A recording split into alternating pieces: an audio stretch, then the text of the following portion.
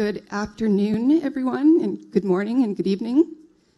I am Marnie G., the chair of the AFCI's Board of Directors and also the BC Film Commission based in Vancouver, British Columbia, Canada. I'm thrilled to welcome everyone here attending both in person and online to AFCI's second annual Global Film Commission Network Summit presented in partnership with the Marché du Film. The Marché du Film is a seminal destination for the global production community, uniting individuals from across the globe as they converge to celebrate the art of storytelling at the Cannes International Film Festival. We applaud the Marché's commitment to film commissions around the world to recognize that a recognition that highlights the importance of film commissions bringing and what they do to enable and support productions globally. The power of storytelling is something that unites us as a global organization with over 300 members from 6 continents and 6 countries representing city, state, regional, provincial, and national film commissions. The AFCI's mission is to unite the production community and foster the ability to create unique stories and share diverse perspectives. Today, you will see how the collaborative effort of all sectors of the industry can provide opportunity, economic prosperity, cultural celebration, and promote and foster career development and growth in the motion picture sector.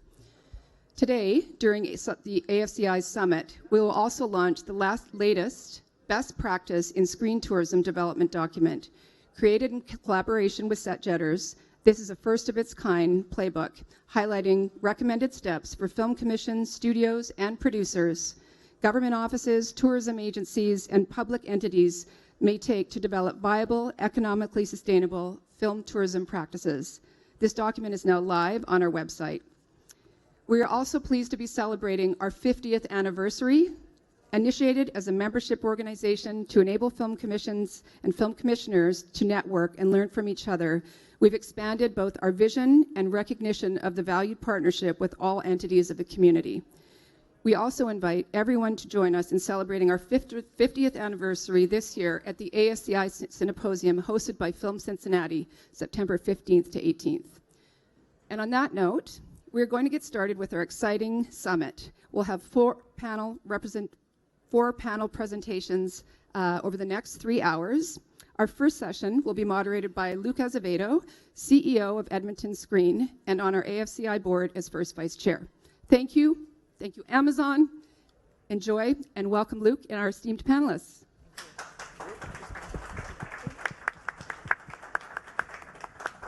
Good afternoon. Just like to start this off by having our panelists introduce themselves and talk about, just introduce the region or the organization that you represent. And why don't we start with you?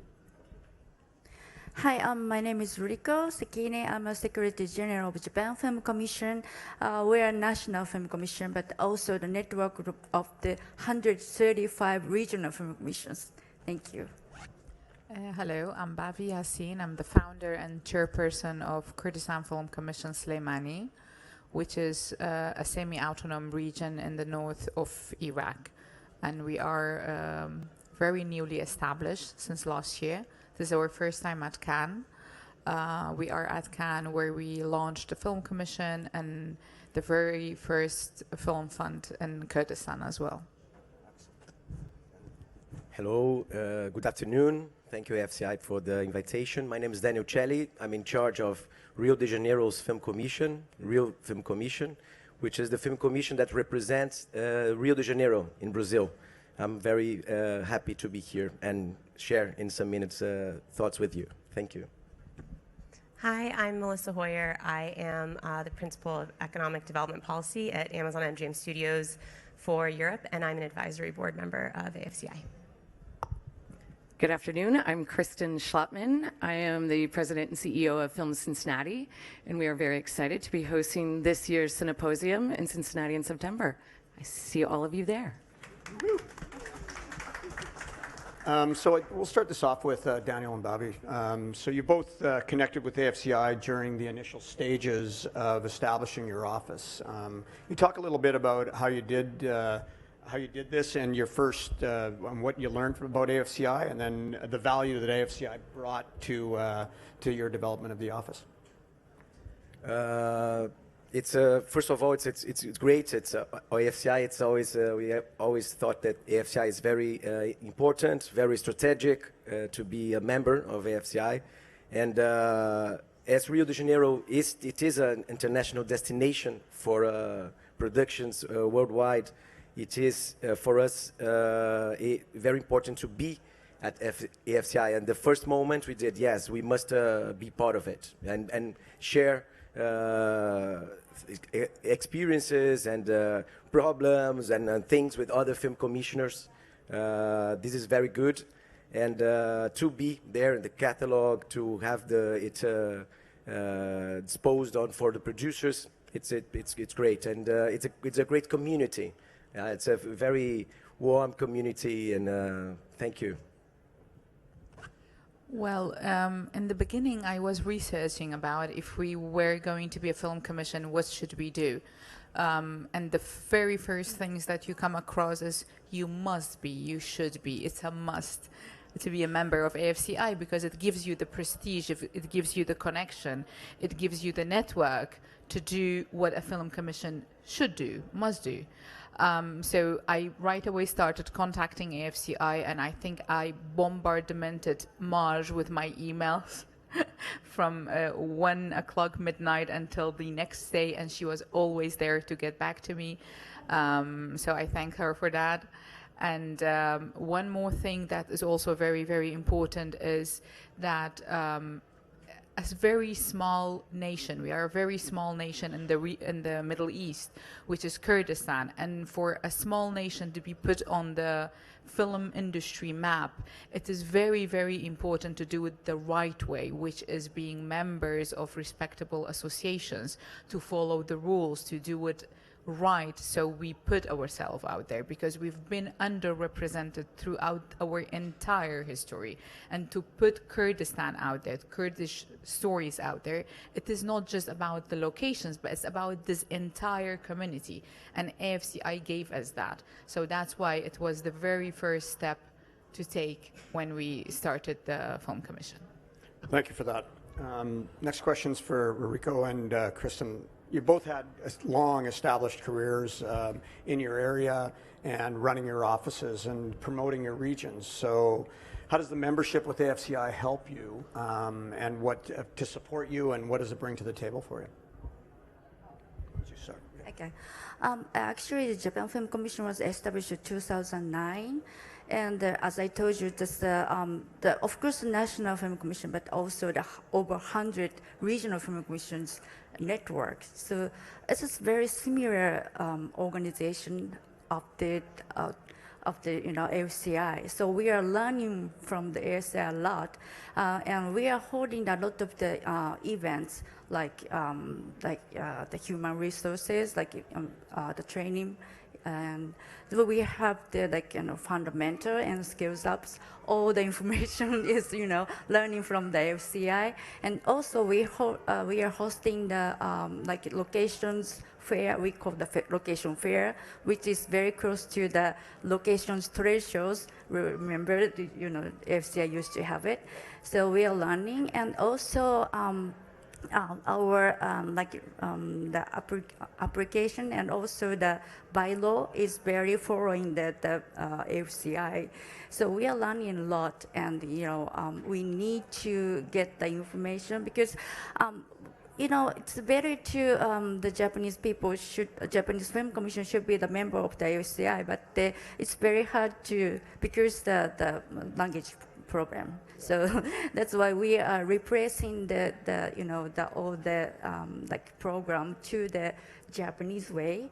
So we are learning a lot. So you're saying that our chair should learn Japanese wherever she is there? Yeah. Okay. Kristen. For me, I've been a film commissioner for almost 27 years. We were one of the oldest running film commissions. We were founded in 1987, and we were one of the first film commissions to cross state lines, but we were also the first to be set up as a 501c3, which now many are modeled after. But as a member of this association, it allowed us the opportunity to see what other US states were doing, but more importantly, what people were doing around the world, because as movies need to chase tax credits or make the best financial deal that it can. It allows us to understand what everyone else is doing, and that's incredibly beneficial. And it also lets us share practice. And I think this industry is changing right before our eyes, and understanding that cadence and what people are doing around the world is really important to stay ahead of it. So on that note, Melissa, you know, as working in the studio systems, you meet a lot of film commissions around the world, and you have to connect with them and understand what they're going through and the changes and how it's being affected. So how's AFCI helped your connection and understanding of film commissions and what we do and how we can be helpful to the studios? Yeah, absolutely. So film commissioners and film commissions are indispensable resources to studios on the ground. They are subject matter experts in their region. They are the connective tissue between the industry and the communities that we film in and work in and their governments. They're incredible advocates to their governments for the industry, and they are incredible advocates for their regions to the industry. So it's just, you know, film commissions are critical to the work we do, and AFCI has really created a mechanism for us to be able to connect with film commissions in a way that has democratized that a bit, right? Like, different film commissions have different legacies, have different resources, and have different abilities to travel to things like Cannes and Berlinale and Focus. And so the ability to be given the resources and best practices to both reach studios, as well as how to structure a film commission, how to market your region, what's really important, what are the trends, what are other film commissions doing, and just having each other as a resource for film commissions to lean on each other. You know, I see what an amazing community AFCI has built amongst the film commissions, and for myself, you know, other execs at studios who do the same work that I do, us being able to speak and talk about our experiences. AFCI has just been an incredible connector of the industry in that way, and it's been, you know, it's been an incredibly valuable relationship and investment for Amazon MGM Studios, for sure. Thank you for that. You know, for those that don't know, there's AFCI University. There's the connectivity that we have across the globe that allows us to share information, best practices, and be there to support each other. So I think that becomes part of it. And you know, different sizes of commissions throughout the world, we're going to have different knowledge base and different capacities. So I think that becomes a really important thing to be able to share. Rico, as the co-president of AFC Net, the regional network for the Asian film commissions, what has been the benefit of collaboration between AFCI and that organization? Yeah, actually, the AFCNet was founded 2004, and the Sound Film Commission is the strong leadership, so has a strong leadership. So all the members are leaning on their everything. They are funding a lot of the for the networking, but actually it's the AFCNet is like, more networking with and sharing the information around the Asia, because each country is a different condition. So, but it's very much different from the European, the American, because the most of the Asian Film Commission was established like after 2000, year 2000. So it's kind of brand new. So we are making, sharing and making the own, I don't know the language, and and then we trying to what is it? So AFCI is like a leadership. So, but we need to get the connection with of course, the industry of the whole world, all over the world. So AFCI helps a lot of the connection with us. So it's very important to collaborate with the AFCI or European Film Commission Network or something like that. Yeah, I think so. Okay.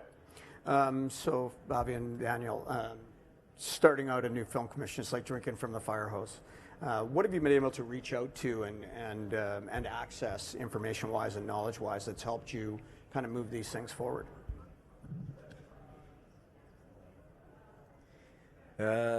it is to start a film commission. It is definitely something hard to do. We depend on political commitment and information. It's not hard to find, but AFCI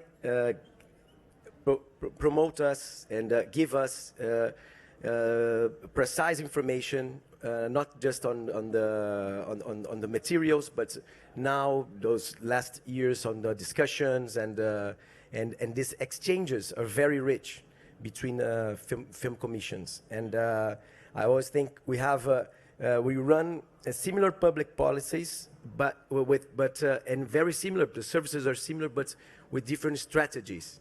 And we can share strategies as well in AFCI. It's been great and great experience, and I hope to stay with you together for a long time. I think it's important that as we learn, we start to mentor others and put ourselves in a position where we can share information. Well, I think my experience is probably similar as him, but in my region, it started with using what AFCI did. It is so respectable and so well established that I almost printed everything on the website when I went and lobbied for the establishment of the Film Commission, because that was the start. That was the important point for my people to see that we are a country rich in oil, and to see beyond oil, that there is this very big industry that we can be part of, and it is important for us to be members in respectable association and organizations. And so AFCI helped me to get that go and green light for us to do this. And so that's why I cherish every single moment for us to be with AFCI. I always go back to the website, to all the events that AFCI organizes, because that is truly where the knowledge is, and where not just a matter of bylaw and set of rules. No, it is just us together trying to work together. And I'm also a very firm believer that film commissions can work together. It is not just about a competition of I'm selling my locations and incentives and you do the same, but it goes beyond that. And I think Film Commission also evolved, really. It is not just about film, it's about the entire event audiovisual sector. It's really, really growing. And we've seen this during the AFCI week, that we were exchanging ideas, not just about film, but about events, about concerts, about the entire entertainment industry. And for us to be able to work on that level among film commissions together, it is really eye-opening. And I'm really looking forward for us to do that. So, yeah. It's a great point. I think as we start to see the transitions technologically, we start to see the change in how production is being done globally, it puts us in a position where we have to share. I think the umbrella now is the creative economy, and how do we address that with all of the verticals underneath it. So I think that's super important. Melissa, you've been kind enough to join the advisory board of AFCI recently. What kind of elements of AFCI are you excited to help nurture as the organization steps into the next 50 years? Yes, I think as I mentioned earlier, one of the things that I've really enjoyed learning about AFCI and what I think is great about AFCI is the work that's been done to kind of democratize access among the film commissions to studios, to elevate and promote new film commission programs, dynamic and new filming locations, and really giving them a voice and the tools to understand how to best promote their region. As an advisory board member, I think one of the best things that I can do is I'm, every single day around production executives who are making a million decisions about where our productions are going to go, what the budget is going to look like, what they need, what they're prioritizing. And I have a lot of access because of AFCI to information about where, whether the creative calls for it or the infrastructure needed for their production. I have a lot of information because of AFCI about places where productions can go. But I think one of the things that I'd like to take a step further in my role as an advisory board member is to create a mechanism to further the democratization, right? Just because you don't, like, if you have a limited budget and you don't want to spend all of it on a really fancy website that is, you know, perfectly translated into many languages, like, I think there is a way that AFCI can develop mechanisms that can help democratize the promotion and sharing of information about locations for all of its members in a way that kind of put them on a level playing field. And I think that would be a really great thing that AFCI could do. It's a great point. We've talked about it for the last couple of years, and how do we establish, you know, that central repository of information that can be accessed, and at the same time supporting the film commissions where that's part of their work. So it's an inclusive piece, and they can still participate. So great point. Kristen.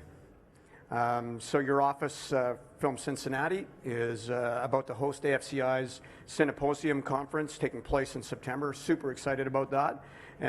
What inspired you to host the event during the 50th anniversary year, which is kind of a dual thing going? You're afraid about what I'm going to say, aren't you? Yeah, no, absolutely. No, I mean, there's two reasons that we wanted to host the 50th anniversary. The first reason is with, you know, coming off the heels of COVID and then the strikes, and it's really understanding that we're economic development agencies and finding ways to diversify how we can impact our economy. And one of those ways was potentially hosting a international film conference in Cincinnati. And then you were so lucky to award us that opportunity. And then after that, we also put our name in the hat to host the Sundance Film Festival for a 10-year contract. And we made it just shy of the finish. But just finding ways to figure out, how can I impact my economy? How can I create opportunities for locals? How can I continue to develop this workforce in ways that are meaningful? And so that was the first reason. And the second reason is sort of ridiculous, but I just had a romantic idea, because the woman that hired me was one of the founding members of the AFCI, and she was on the board of the AFCI initially. She's since passed away.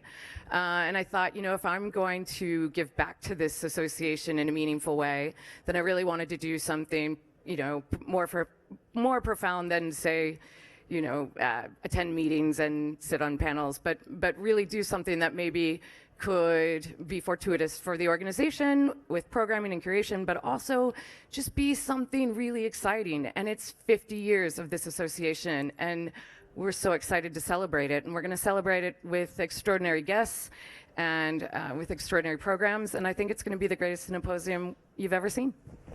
Looking forward to it. Nice work. So, you know, overall, the AFCI is an inclusive organization. We have a global presence. The information that's gathered and shared through this organization is unlike anything you'll find anywhere else. So, you know, being a member of this organization not only represents your area, but puts you in a better position to have the knowledge base as you're promoting your area globally. So it's super important for as many as groups as possible to be part of this. We represent over 300 film commissions globally, so we have that global perspective. And then we look at it from a local perspective as well on what you're doing for your region. So super important to be involved. I want to thank our panelists for taking part in this morning, and or this afternoon or this evening, depending where you're watching it from. And thank you very much.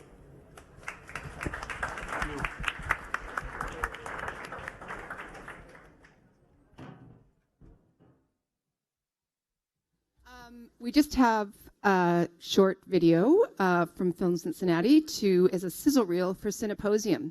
So please stay.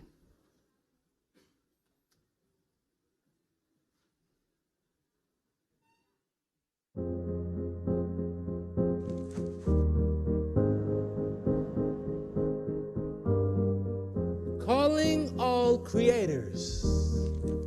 Cincinnati's been waiting for you. Directors, producers, actors, cinema enthusiasts alike. We don't want you to be our guests, because you belong here. Better yet, this city was made just for you. a motherland for movie makers, if you will. They say home is where the heart is, but when you're an artist, there's no question that home is really where the art is. So make yourself comfortable. See, here, history echoes through the halls of our iconic theaters. Magic moves within our legendary museums. Our galleries give life in the same moments that take your breath away. Our stages set the stage for viewers to be amazed to the point they have to come back for more. This much excellence can only be consumed in stages. Our city carries herself as a queen, a true embodiment of royalty. Her reign is one of integrity and diversity, freedom and impact, community and collaboration. She has an expansive vision for her kingdom, which means you forever have a place where you can grow. Film is embedded into the fabric of who we are. Our entire region is a series of giant life-size movie sets that steal the show. No, the Midwest is not the West Coast, but nothing about this West is mid, a collection of creatives powered by curiosity, meaning it's time to phone home, to a place where you may have never been, but were always meant to be.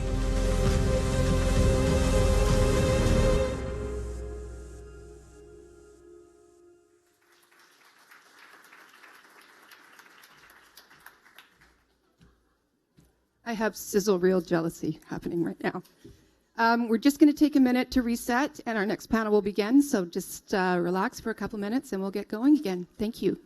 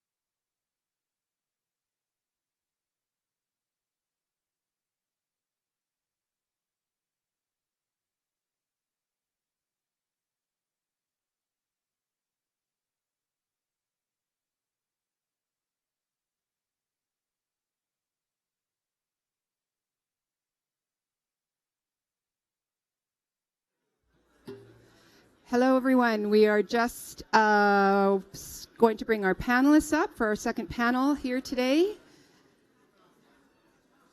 I think, yes, here they're coming. Thank you. And I'm not sure who was able to attend the panel with Leon Ford moderating this morning. It was amazing. So big hats off to and cheers to our European colleagues having similar conversations today. So really, really good.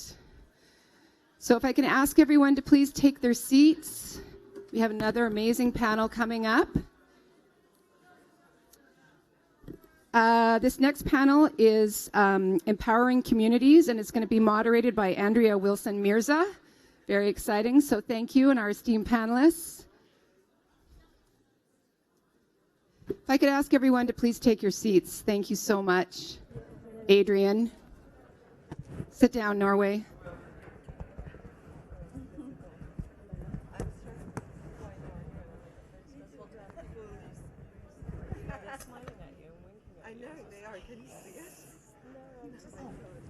Can you just switch? Would you mind? No worries. I'm just looking at my notes. Okay. I'm here, okay? You are perfect. Okay, thank you. I also like our color scheme. Okay, we're ready to go. We just had to do some aesthetic adjustments here. Hello, everyone. Good afternoon. Welcome or welcome back. My name is Andrea Wilson-Mirza. I'm thrilled to be here today moderating this conversation around building communities and collaboration, which frankly is at the heart of everything we do, I think, in this industry, and also how we can make this industry stronger, better, more inclusive, and share our work more effectively with the world. So very honored to be here today. I'm the Director of International Programs at Women in Film, which is a 51-year-old advocacy organization based in Los Angeles. I have the privilege of partnering with many different kinds of institutions, including film commissions around the globe, to execute programs and ultimately to support filmmakers and workforce across our business. So thank you all. I think I want to hype up our amazing panel because when you hear about these individuals and the work that they do, I feel you'll be very excited. And I don't want to wait for the applause. So can we actually start with a beautiful round of applause for this group? Thank you. We don't have a super long period of time today, so I'm going to be a little rapid fire with the questions and also with the intros because the bios for this group are extensive and impressive. So what I'm going to do is just introduce each of them with just their name and what they do, and then I'm going to ask each of them to expand just a bit about what you do and in particular the organizations or the institutions that you're here to talk about today, just so we all know where we're coming from. So I'm going to start with Jeffrey down at the end, so please welcome Jeffrey Stepikoff, the president and co-founder of Content Talent South. Jeffrey. Well, thank you. Down there. Thank you. I appreciate it. It's good to see you all. Super briefly, indeed, I'm Jeffrey Stepikoff, longtime film and television writer producer from Hollywood. I became the founding executive director of the Georgia Film Academy, which is the state of Georgia's film and television production workforce program. And today I have the privilege of leading Content Talent South. Simply put, we build film industry ecosystems because the film industry belongs to all of us. Yes, thank you, Jeffrey. Okay. Anne, you're up next. We're so honored to have Anne Sabel here, very accomplished production designer and member of the Board of Advisors for the Production Designers Collective. Please welcome Anne and tell us a little bit about you. Yes, I'm as well the head of the FEMIS department for production design, so I'm very much into transmission. And I'm here to represent the production collective, production designer collective. This collective has been founded in 2014 by Inbal Weinberg and Kalina Ivanov, two production designers. And it's basically together, we are like 1,500 production designers around the world, from big time designer for enormous film to little production designer in small countries.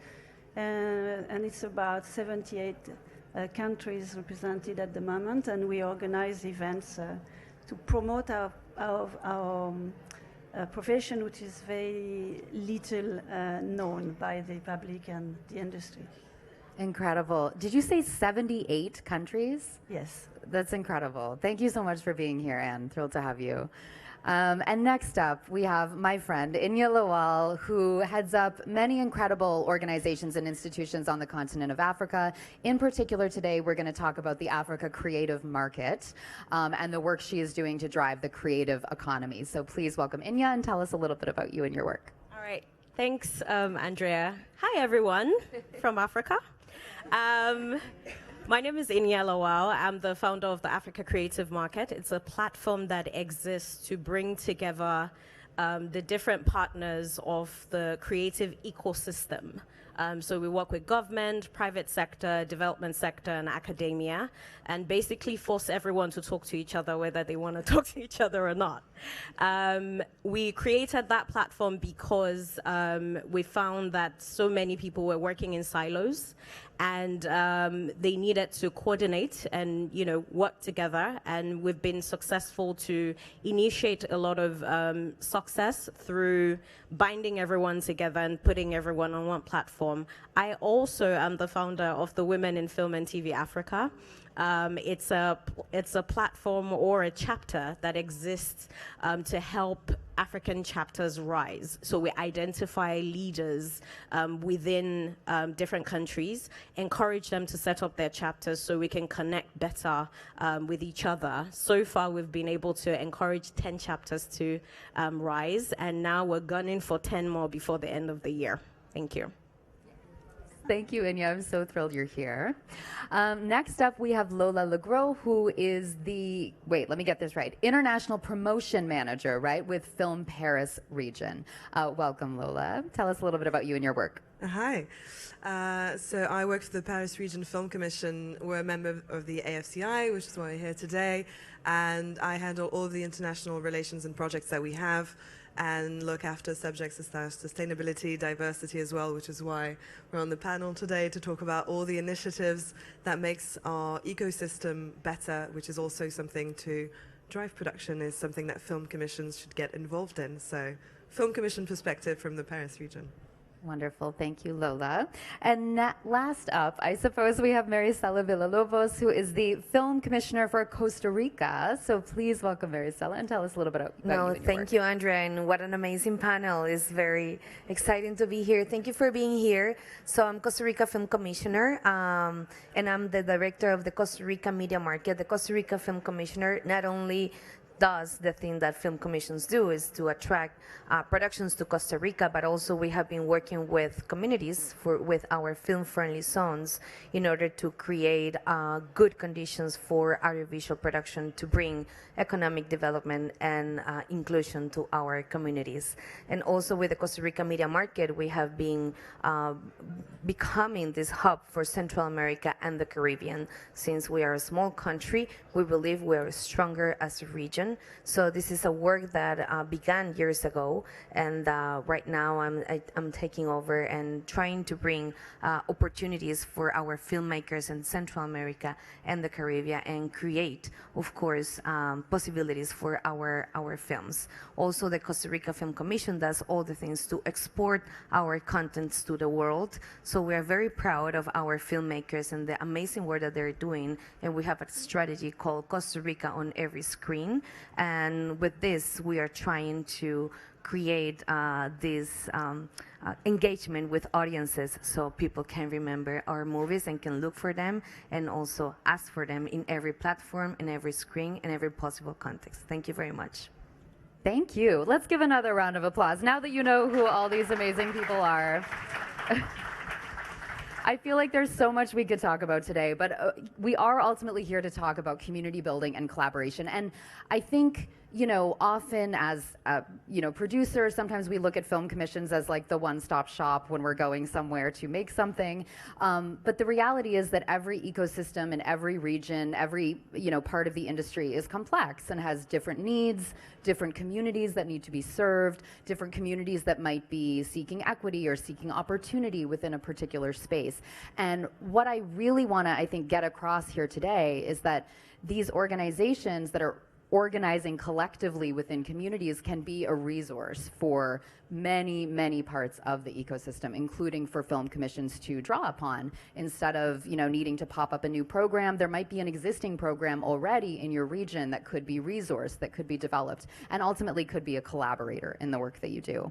So I'd love to go back down to you, Jeffrey, and hear a little bit about how you collaborate with, you know, the various bodies that work across the state and the country in terms of the work that you're doing with Content Talent South.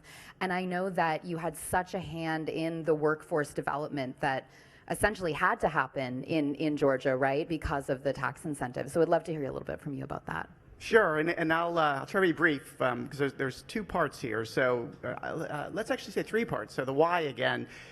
When I say, you know, we do this work because the film industry belongs to all of us, more and more what I mean is if you want to impact the world and if you want to create economic activity, what better way to do that than with the stories that we see and tell? So this is the why, if you will, that we think about a lot. So the how. First, again, super briefly, the Georgia Film Academy, super interesting case study, Georgia. 2008, the film tax credits passed. No caps, no sunset clauses, easy to use, easy to monetize, blah, blah, blah. But it took a few years for that to catch on, for the infrastructure, the second part, to start getting built. Private sector really leaned into that. And Georgia had this explosive business, but there was a missing piece. Who's going to do all this work? And how do you create a bespoke workforce out of whole cloth? So the Georgia Film Academy was an idea that Governor Deal, Governor of Georgia at the time, created. 2008, there was about $20 million spent by productions in Georgia. Last fiscal year, or actually right before the strike, about $4.1 billion was spent by productions in Georgia. So it's a story of partnership, to answer your question. It's, you know, again, what we call the three-legged stool. The incentive program, the infrastructure, which means not just sound stages and studios, but also the vendor support services, and then workforce. And by the way, when you have a local workforce, you're building up the sustainability of the system. We can talk about the fourth piece, or the table of the three-legged stool, which is intellectual property creation and writing. That's another part. And so that brings up the Trilith Institute, where now we're working to make sure that we have a full, complete infrastructure with the above-the-line piece. And Content Talent South is working to bring these resources throughout the state and really throughout the country and the world to anybody who's interested in using it. So I'm going to stop there, but that's a general idea of the work that we're doing. I think that's really helpful. And it is such a great case study, right? And we can see with that incredible growth in the production that's happening in Georgia. I mean, I think there's so much there. So thank you for that. And I know that, you know, as a leader in this collective and in this industry, it's very clear that you believe in the power of the collective, you know, to advance the profession and advance, you know, the visibility of production designers and your work. But I'm curious about, as you said, 78 countries.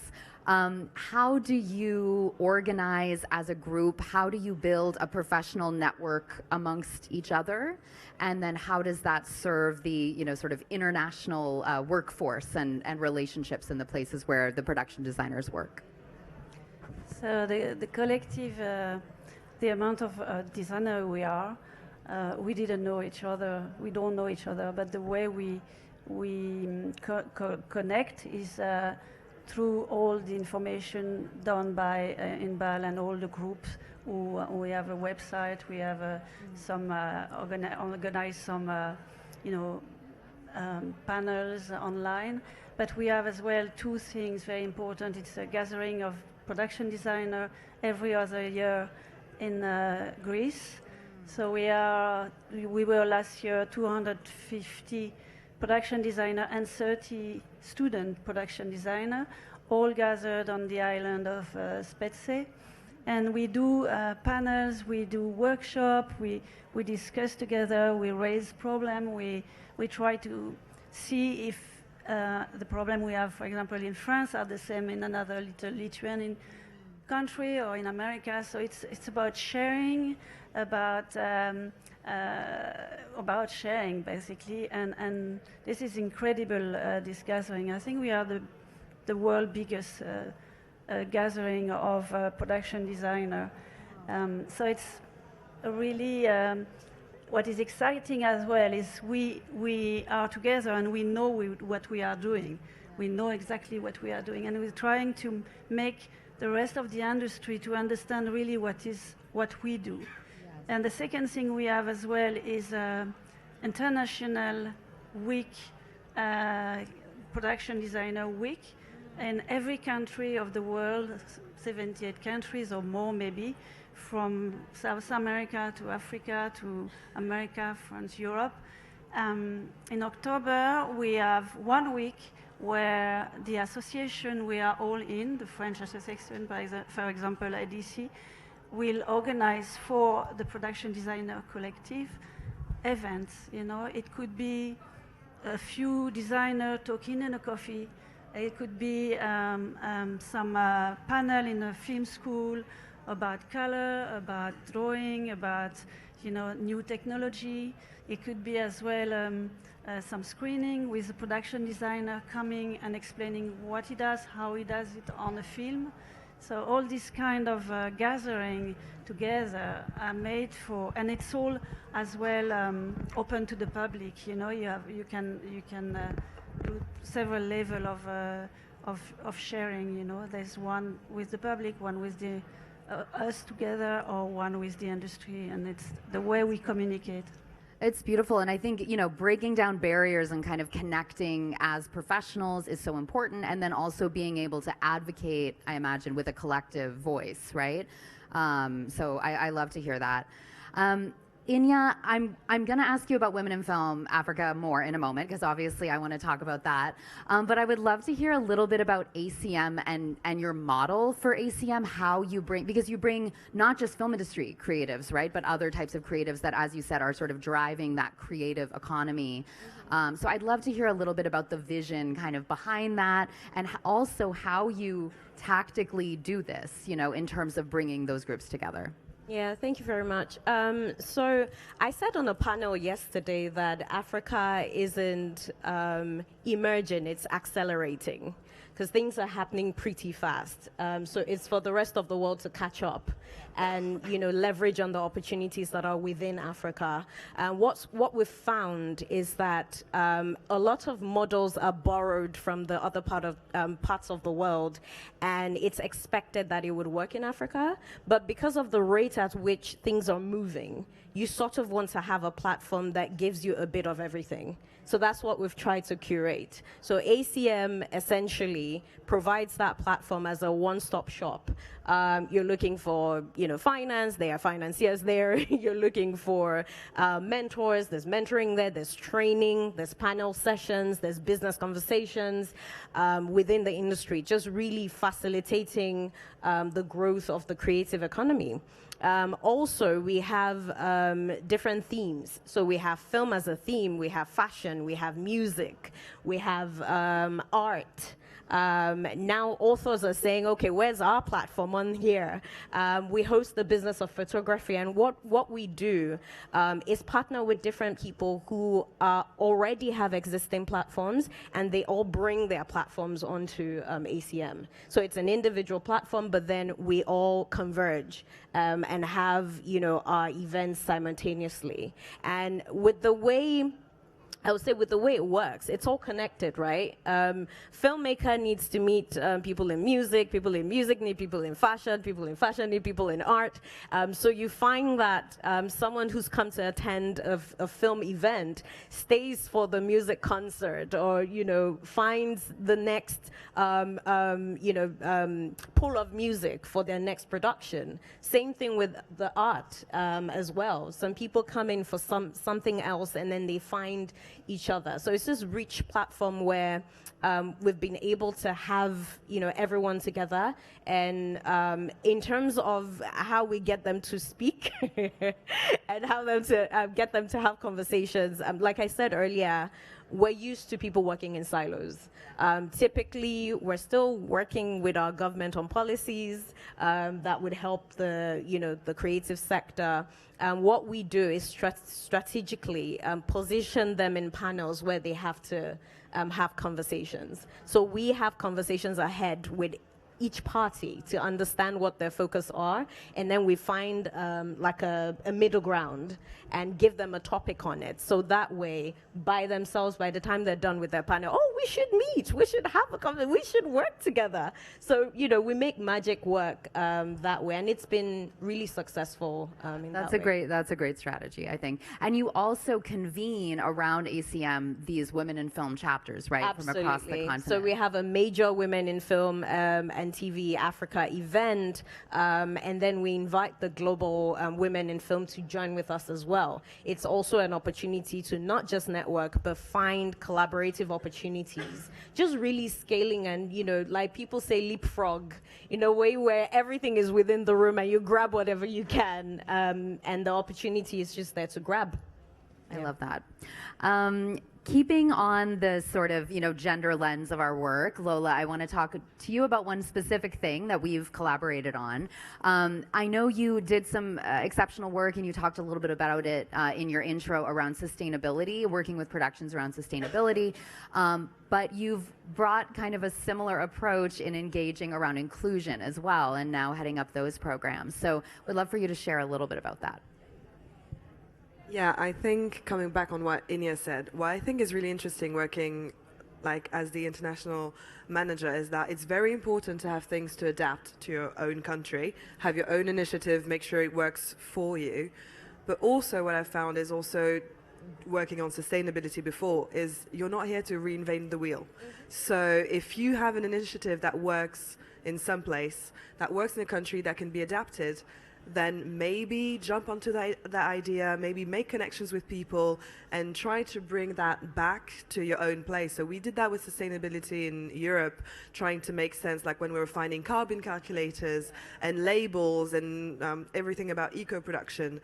Like we were part, as the Paris Region Film Commission, of a European initiative that would find common ground. So not every country would have their own system.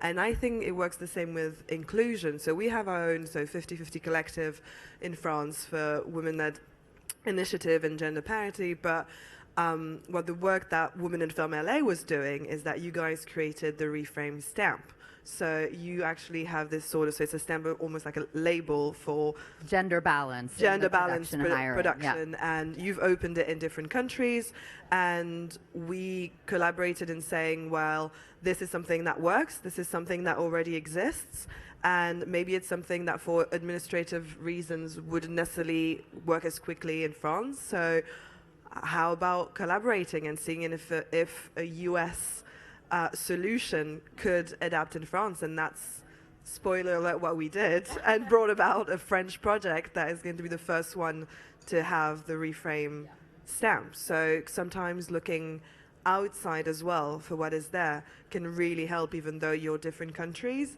Same ideas can work for everybody. I love that. And I think it definitely is not an either or. I think it is a both and, you know, in terms of, yes, we need the specificity, right, of the communities that we serve, where we live, recognizing we don't do business over here like we do it over here, but then also where there are those opportunities to share resources, ideas, models for success, like let's do that too. And I think that's really valuable.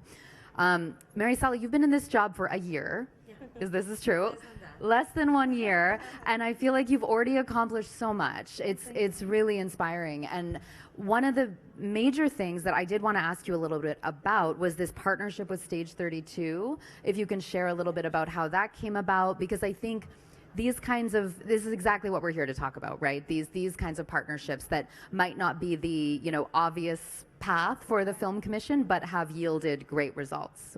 Well, thank you so much. I have to say that partnership happened before I came here. I'm giving you the credit now because you're on the panel, so apologies. No worries. But that was very helpful because I said before that for Costa Rica it's so important to develop our communities, and that doesn't mean only the communities in, you know, outside from the Central Valley or our main city is, but also the communities of filmmakers and how they can be more competitive in a global world and in a moment that the country is very compromise to bring especially big productions to the country. And if you want that, if you have that desire, you have to do the other part. That is that your crews are completely in the same level of big productions, and you have as a film commission or film institute to do that part to give the opportunities for people to grow. So the important thing with Stage 32, and we have a great experience. In fact, we have a movie screening in some minutes, and one of the alumni of this program was part of that. So it not only works for services, which is a big part of our economy, but also we believe in our talent.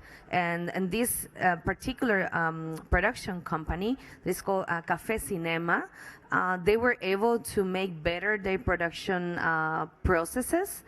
They were able to pass that knowledge to others, and I think with this they have been able to make their process even better. So next to that, we have other programs because we learned so much from there. We partnered with Instituto Nacional de Aprendizaje, which is the National Institute of Technical Learning in Costa Rica, and we created a series, a program for acceleration of series, because we believe we want to do that we want to have more series, digital series created by Costa Ricans, and now this is our second year with different vendors that we have had. So we take five projects of series, and we are with them 3 months developing these projects, and then we take them to markets where they can have meetings so they are well prepared. And with the Stage 32 was exactly the same.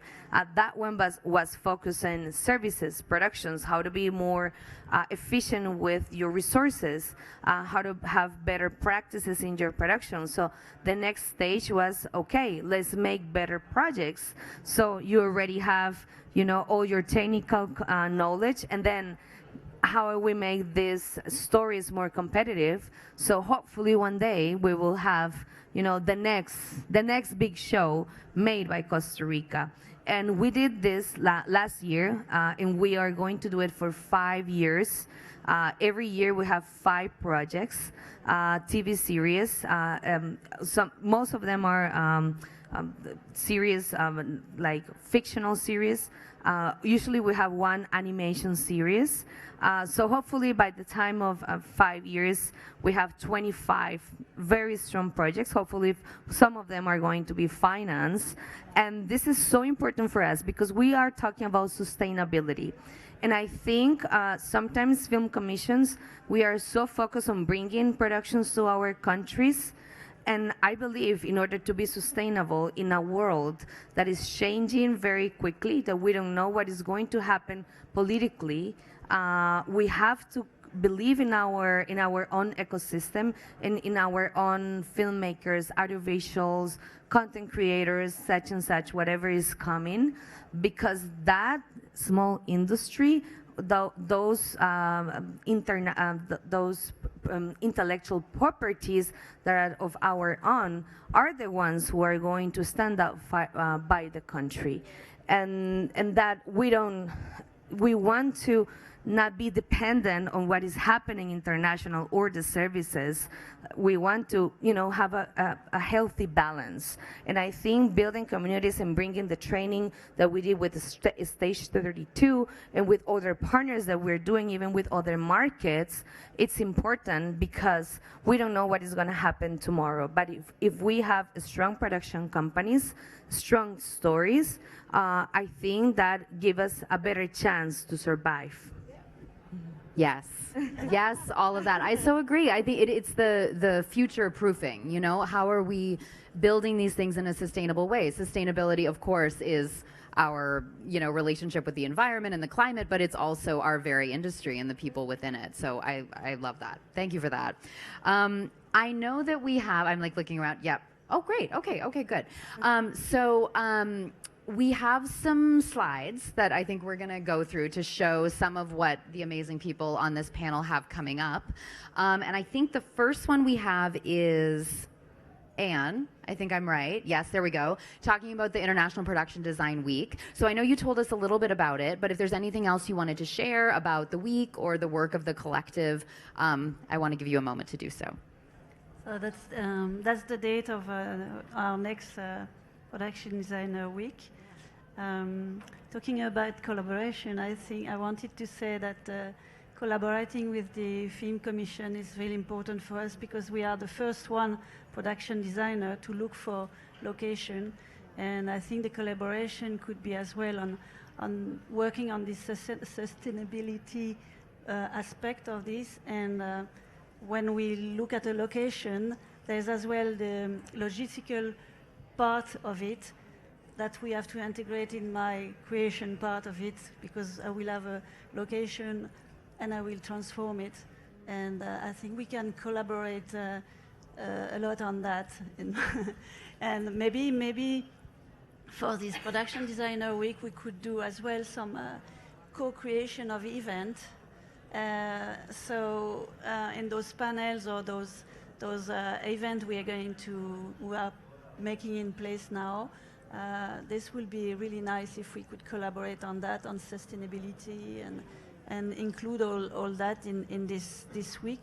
Voila, and we are going to, there's some panel like pioneer production designer women to see how we have started in the industry. It was mainly men, and how we made it through, and the relation with the industry for women. And we will have some, even some gathering like you can see on this slide, some with the La Femis school, where we include all the students from our school in design, but as well other students from other schools can come and collaborate with us. And in the world, there's so many, something like 200 events have been created last year, and we connect. Everything is as well online, and you can, everything is. The world can see it. So it's really interesting to share all these things with the world and the industry and the students and everyone. Yeah, I love that. And I also love what you said there around the collaboration idea, and production designers go first, in many ways, right? So I think that's such a great point about the earlier stages that we can be collaborating and working with film commissioners, with other partners, it happening early as opposed to later and all down the road. countries, because yeah, it could be France, but at the moment I'm in Rome, and it's the same thing. We have this. It's like some organization to help us finding as well labor or local how do you say, crew, and it's really interesting. It's really like a point of reference for us. Yeah. No, fantastic. Jeffrey, I want to go to you to hear a little bit about what you have coming up at Content Talent South, but also, would love to know about, kind of what, hey, it's Jeff and Jeff. I love this. I look like a realtor. This is... It's working. It's working. A little bit about, sort of your vision for what, great collaboration looks like with the kind of partners that you're working with. Well, thanks. This is great collaboration. What a blast this conversation is. I mean, seriously, I remember we were going to put the slide up, and I'm to summarize what it is that we do, but we're talking about it. And I'll be brief, but really, you're talking about sustainability and impact. We're talking about bespoke community building, and also we're talking about, to summarize, if it's not broke, don't fix it, existing initiatives that work. It's a pleasure to get to have this conversation here. So, super briefly, we are, frankly, experts in workforce creation. This is from our work at the Georgia Film Academy. We learned how to develop curriculum that the production community buys into, the labor unions buy into. It's a unique kind of curriculum, but what's really special about it, again, is that it supports partnership building, right? We're not just a school where, you can sit down and create, production curriculum, but you've got to have a wide variety of stakeholder support. And so to that end, we talk to our clients who will come to us and say, hey, we've got a business and we need a workforce. And we'll say, we can certainly build that for you, but think about the context of the rest of the business, or if you like, the communities. So this is why we talk about the incentive. What are we doing with an incentive in a region? We talk about the infrastructure, and it's not just, do you have studio space and do you have equipment, but who are the vendors? And finally, what kind of intellectual property are you creating? So the incentive and the workforce, the infrastructure, the partnership building and the intellectual property, we believe creates this long-lasting, enduring, and impactful film and television entertainment industry in anybody's region who wants to grow it. How's that for a summary? I think that's great. I love that. Is there anything that you envision for like future partnerships? Maybe, I don't know, you want to collaborate with some of these people on this stage. Anything that's sort of sparking for you in terms of other ways you could deepen collaborations? Yes, let's build this stuff. This is coming from somebody who spent 20 plus years in Hollywood, mainly in writers' rooms and on set. We all know the systems and the barriers to entry. And if there was ever a time to set up those barriers, to change them, to put new ones in place, now is the time. So what are we excited about? Building new film businesses, building new television businesses. Yeah, fantastic. Inya, I feel like you have a powerful vision, and that's what's brought you to this place, right? Of having these, being a founder and CEO, having the creative market, having this reach with WIF Africa and the collaborations with different chapters. Mm-hmm. What is your vision for collaboration, whether it's from the African creative economy to the economy here and how the interplay exists, or within the continent? What is your vision? It's just to say really that we're open. Well, I find a way to make it work. Design, yeah, we're in. What filmmaking, yes, we're in. Whatever works for the creative sector, we're very open. And like you said earlier, Lola, talking about existing platforms that can be integrated into new markets, we're open for that as well. I think when people hear Africa, it just feels like it's. Sometimes I've had a lot of conversations where people say, oh yeah, I've been to Africa, oh, I've been to South Africa, and I'm like, where else? And they're like, yeah, that's it. There's a whole lot. There's lots of, countries to go around, from the north to the east to the west. It's so different cultures, a lot to explore. And those explorations come with a lot of opportunities. I keep saying opportunities. About 80% of our people are youth. People born with handsets on their hands, and all that. Imagine what you could do with that. And like I said earlier, we're accelerating. So whether or not anyone comes through with funding, people are finding ways to show up and become popular. You go on YouTube, the African content on YouTube is all over the place. My family, my nieces in the UK are singing Afro music, Afro beats. They're telling me things that are happening in Nigeria, in Ghana. It's global now. So what's holding us back? It just feels like there's that fear to go into the continent where it feels like, oh, it's a bit, it's a lot. Yeah, it's a lot, but that's why we exist. Like, we know how to get in there. So just take a chance. Take a chance, connect with people. I've got amazing, people from the continent. Some of them are here, repping us well. Just connect with any of them and have this conversation and open up, the networks. I find a lot of platforms that are omitting Africa. From what they're doing. And yeah, just find the right people, partner with the right people, take a chance. We're ready. We're ready. We're ready.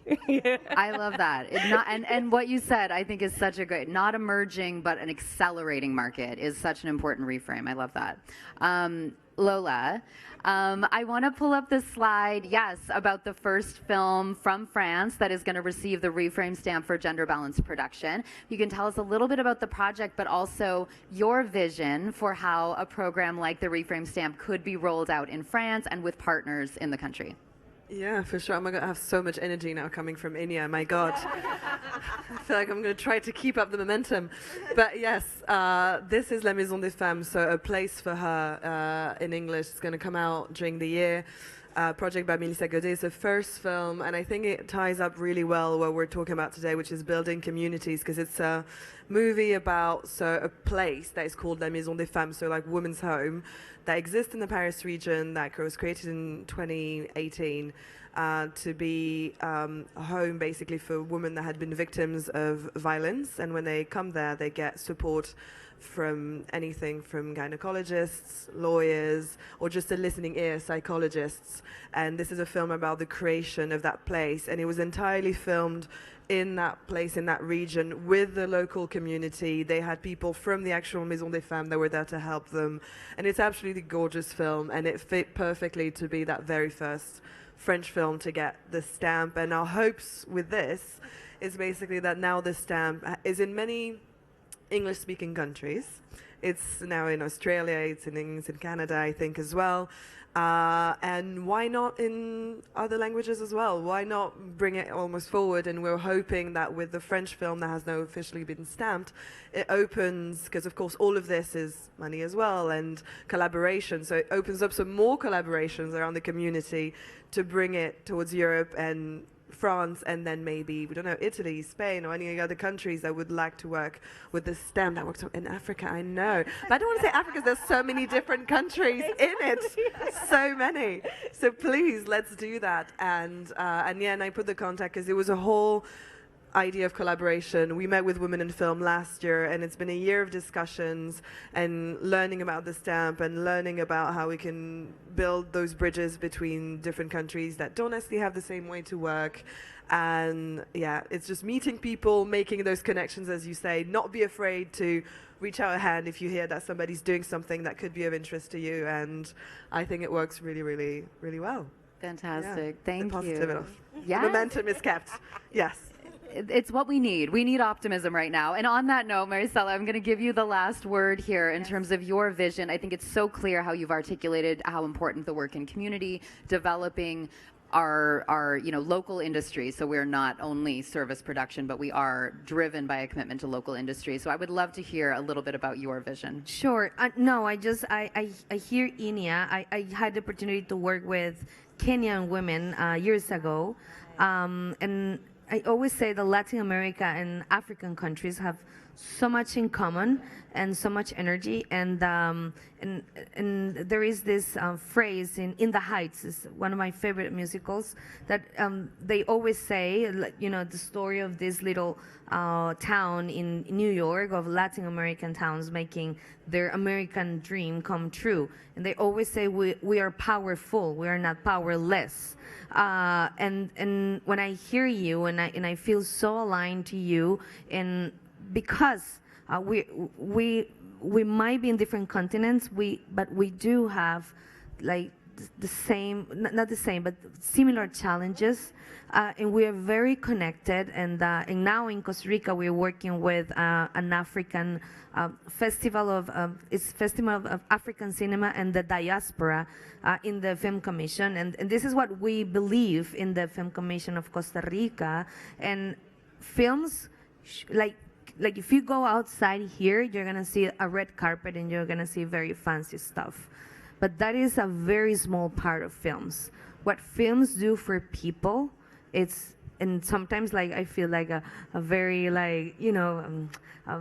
innocent saying this, but it changes lives.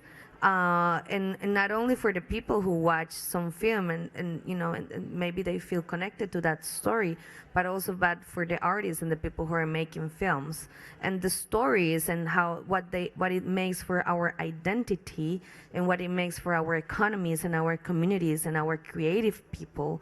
That I've seen our communities, and this is why we made the Costa Rican media market. Because it's an opportunity for Central America and the Caribbean. And if you see the story of Central America, it's a very sad story for the last 30 years, but that is what you see in the mainstream media. But if you go there, you're gonna see this, we are powerful. Like, we are full of energy, we're full of creativity, and we have to believe in that talent. And I believe, like, if you have a tool to give power to these communities, to these stories, it's gonna change your community and your country. I was listening to one of my colleagues, and she was saying that after she saw Ratatouille, the movie, she started cooking, and she didn't believe she could cook. And it was so funny because she was like, "Oh no, Ratatouille says that everybody can cook." And I said, "You see what films do for people? Like, it changes life, it changes perspective." And if you have a storyteller saying these stories, this is a very mainstream movie, but I think about the stories that the grassroots organizations and people that are in communities, that if you give them the tools to, to do a great storytelling, if you teach them how to have better production practices, and you collaborate with others. In our case is Central America region and Caribbean, which is more than 15 million people. So imagine how that, if we get together, how strong we become in the world. But if we are only Costa Rica, only South Africa, or only Ghana, that doesn't work. That doesn't work for the world. That works for the big ones, because we're gonna be separated. But if we get together and we create these strategies of how do we train people and how we bring those stories, I think we have a chance to change the narrative and to change that story in the long term. Yes, yes. Let's applaud that if we can. I so agree, and I think it's the perfect note to end this conversation on, because we're not just talking about the fact that we know that films have impact in the world, and everyone in this room is a part of that, but the way we make films, who we make them with, who has access, who is powerful and empowered, who gets training, who gets the opportunity to be in this space, that has impact too. So thank you all for the work that you do to make that possible. Thank you all for your attention today and contribution to this work. Thank you to the AFCI for bringing us all together. And bon festival. Thank you.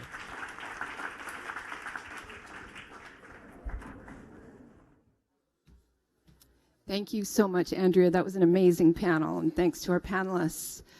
We're just doing a quick reset, and our next panel will start in just in a couple of minutes. Thank you.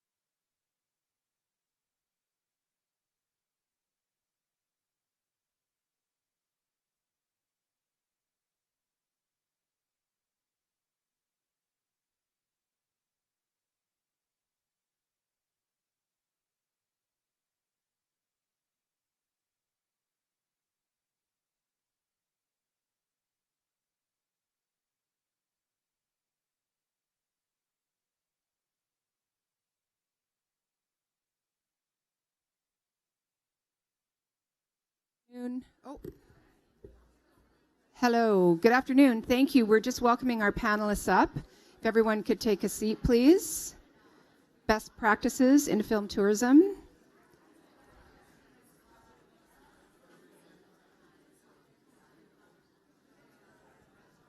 Hello, everyone. If you can please take a seat. We have another exciting panel coming up.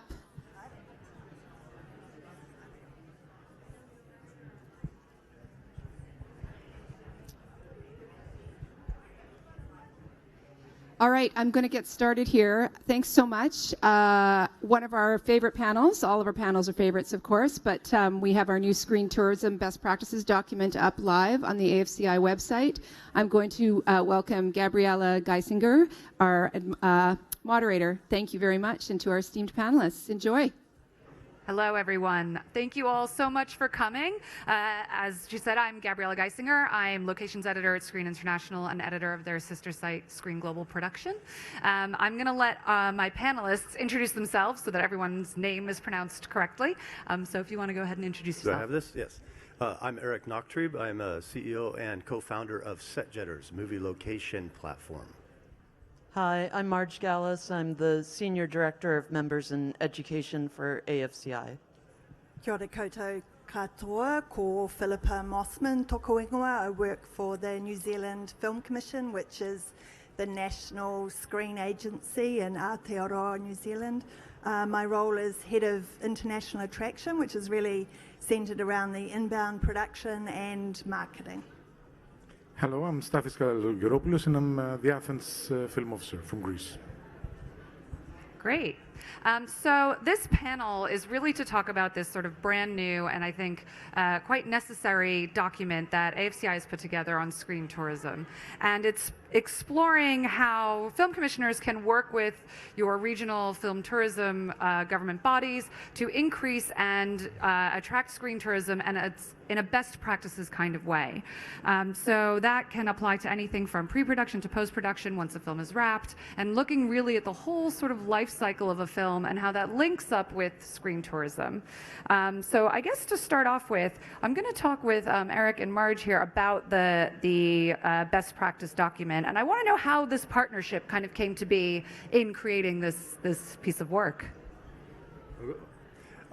Well, it was really interesting. SetJetters, which created the platform for the fandom, found itself at the intersection of all the stakeholders, film commissions, DMOs, tourism, etc. And we found alignment with AFCI in trying to figure out how to help them have these conversations around film tourism, how to partner, and really create this document that is a way to navigate and create strategy, because there was a lot of disjointed conversations. And I think we wanted to work on a document to really help identify the value of working towards screen tourism. There have not been other documents that we could find that really highlighted how to implement screen tourism into a region. There were a lot of educational and scholarly documents that talked about the value of tourism in the economic end of a project or initiatives that had been in place, but nothing that really identified and highlighted how to get that activity started from the beginning. So I guess going off of that, you mentioned, a lot of these conversations happen sort of in silos, right? But there are, it is still one ecosystem, and all of these various people involved in production and screen tourism are linked. And so I guess one of my questions is, at what point did you sort of identify who these stakeholders were and then approach them in order to sort of get this document across or get the information that you needed in order to make the document?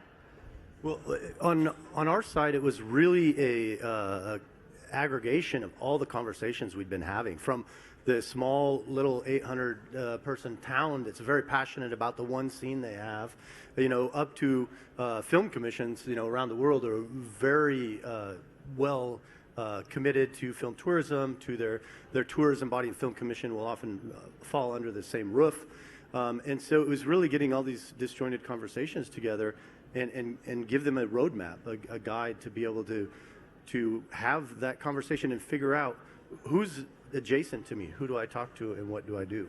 And I think what we also did very early on was identify the different stages where film tourism begins to take place. So it goes to even before a production comes to a region, and thinking about how could we be prepared if something comes along throughout all the different stages, and where each stakeholder would rest within those stages.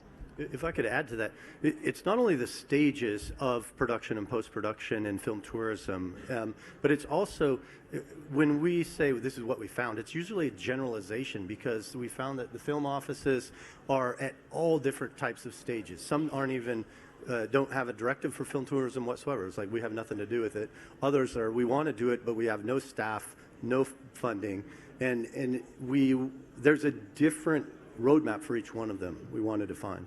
Right, and I think it's important to highlight that the document that we've developed isn't specifically geared just to film commissioners, but it's geared towards every entity within the ecosystem of developing screen tourism. So we have suggestions for the best practices, and entities that don't have a film commission can jump into the stages and be able to build up tourism from there.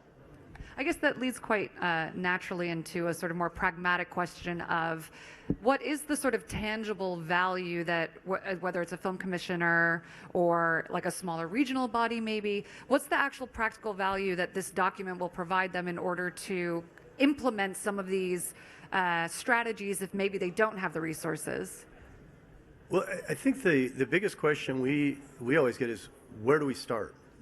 Depending on whatever entity it is, where do we start with where we're at? And that's really what we hope it will be tangible, is that you can find some actionable item inside of this. And you can, for instance, we have examples where we started talking to a film commission who really wanted to do something around film tourism, and then we worked with them, more as guiding them, to partner with their tourism board and talking to their tourism board for the first time ever. And so, can that be done? Where do you start? What conversation do you have? I guess the other sort of thing that you have to think about is it's nice to have a blueprint and a sort of guideline, but where are there maybe areas where there's more pressure on developing screen tourism, and how do you sort of, how does the document assist a film commissioner or even a production that maybe is looking to combine screen tourism as part of their incentive that they're applying for? So I guess at what point, how do you identify those specific pressure points within the timeline of developing screen tourism? I think the pressure point kind of starts even before, right? So if there's a film commission, let's say, that has a government office that's saying we need to develop something, we need to get to work, that's an early pressure point. I think through the course of the document that we've developed, we're trying to alleviate the pressure point by making various suggestions and recommendations, so that from the start, the initiation of thinking about screen tourism, you have these recommendations already in place. So you don't have to be, I don't want to say you don't have to be concerned about pressure points, because you always have to be concerned about pressure points, but you don't have to feel like you're under pressure, because you'll see the recommendations from the beginning. Is there a sort of facet of this document that applies not only to the sort of film commissioners, but also to production companies or production service companies maybe that are in regions, in order to help them link up with initiatives around screen tourism? Yeah, we've been in some really interesting conversations with the studios. In in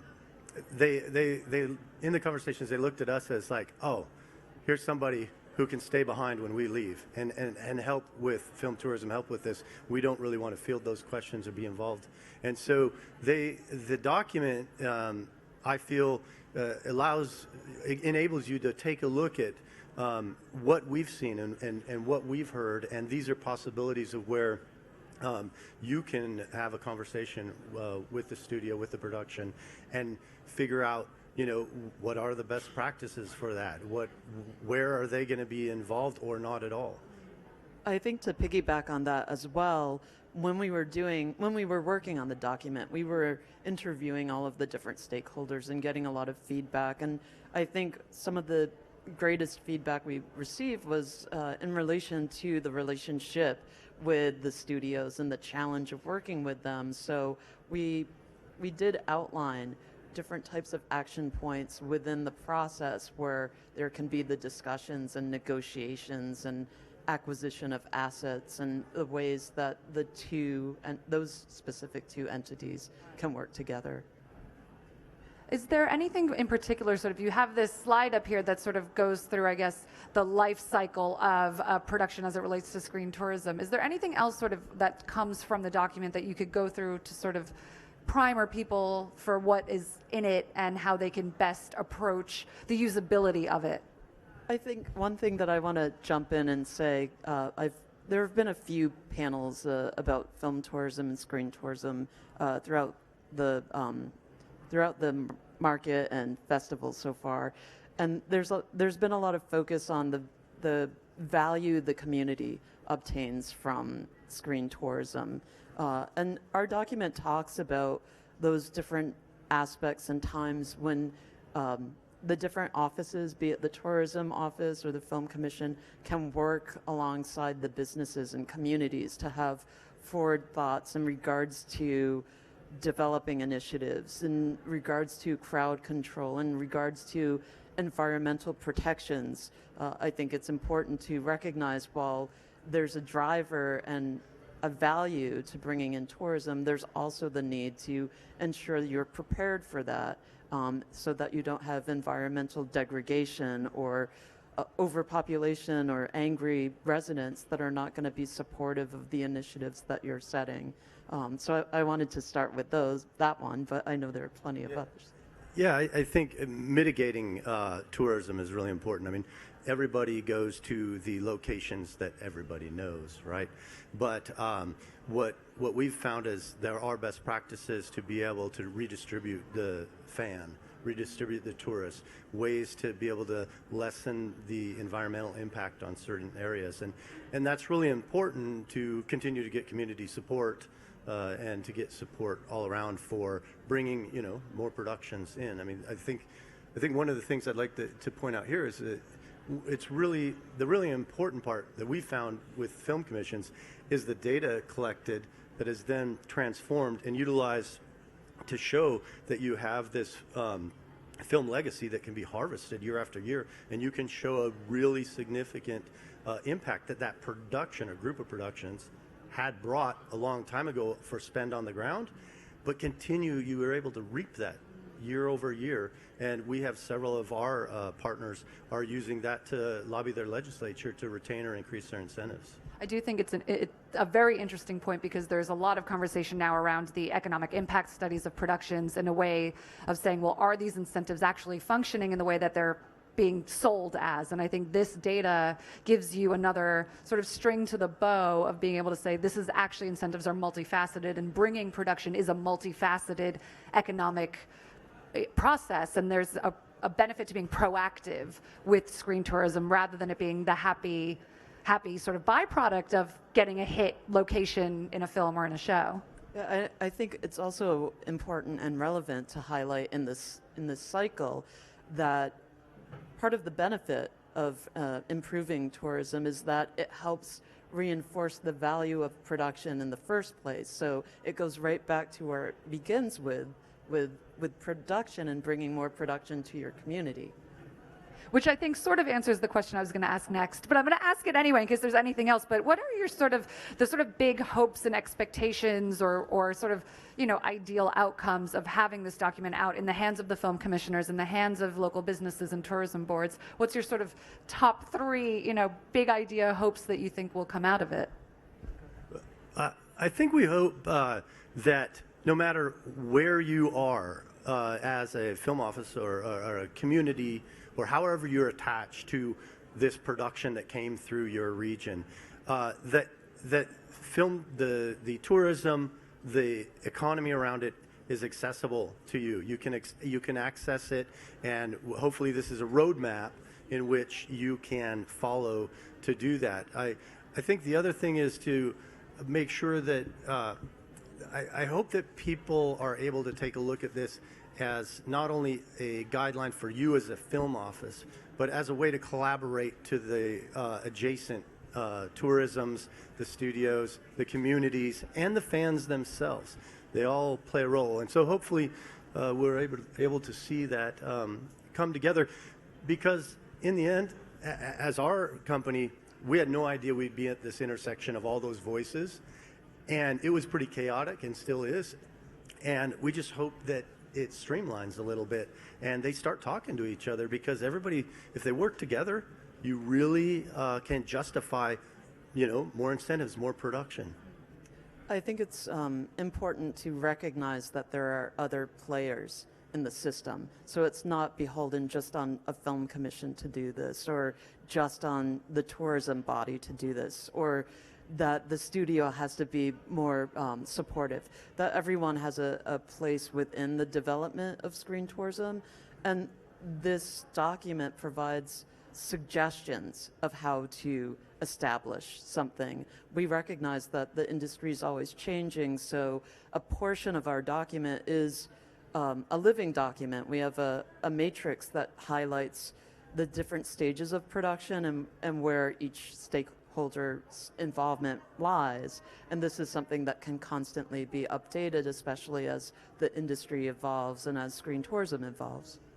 Wonderful. So I'm going to move on to Philippa and sort of talk about screen tourism sort of in the real and as it's happening. So, I'm a massive nerd. I love Lord of the Rings. I've yet to make it to New Zealand, but it's one of those things I've always dreamt about going to New Zealand and seeing, Hobbiton and being in that world. And obviously we have a more contemporary sort of view with the Minecraft film, which is particularly use the incentive that has screen tourism built into it. So I want you, if you could talk us through a little bit how that was developed and how the Minecraft film actually used it to their benefit, and then what you saw as the benefit of that.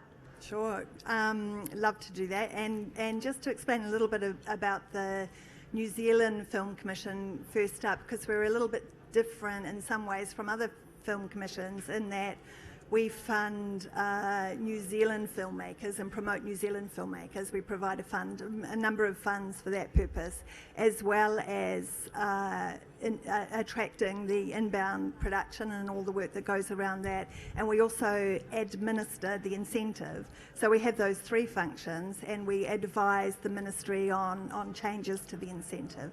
So how our incentive works is however, not uncommon. It's a 20% cash rebate, lots of attractive aspects to it. And then certain productions may access what we call a 5% uplift, which is for those productions which are interested in connecting with New Zealand's broader aspirations, if you like.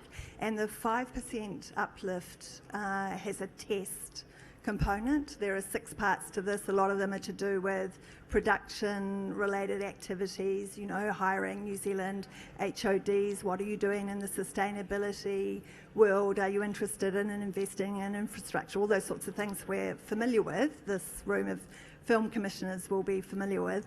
And then we have a section which is, do you want to form a film tourism partnership, which is a partnership that we, the Film Commission, manage and foster with Tourism New Zealand, to which we are not directly linked, but we are joined at the hip in lots of ways in terms of us being very invested in their objectives and they in ours.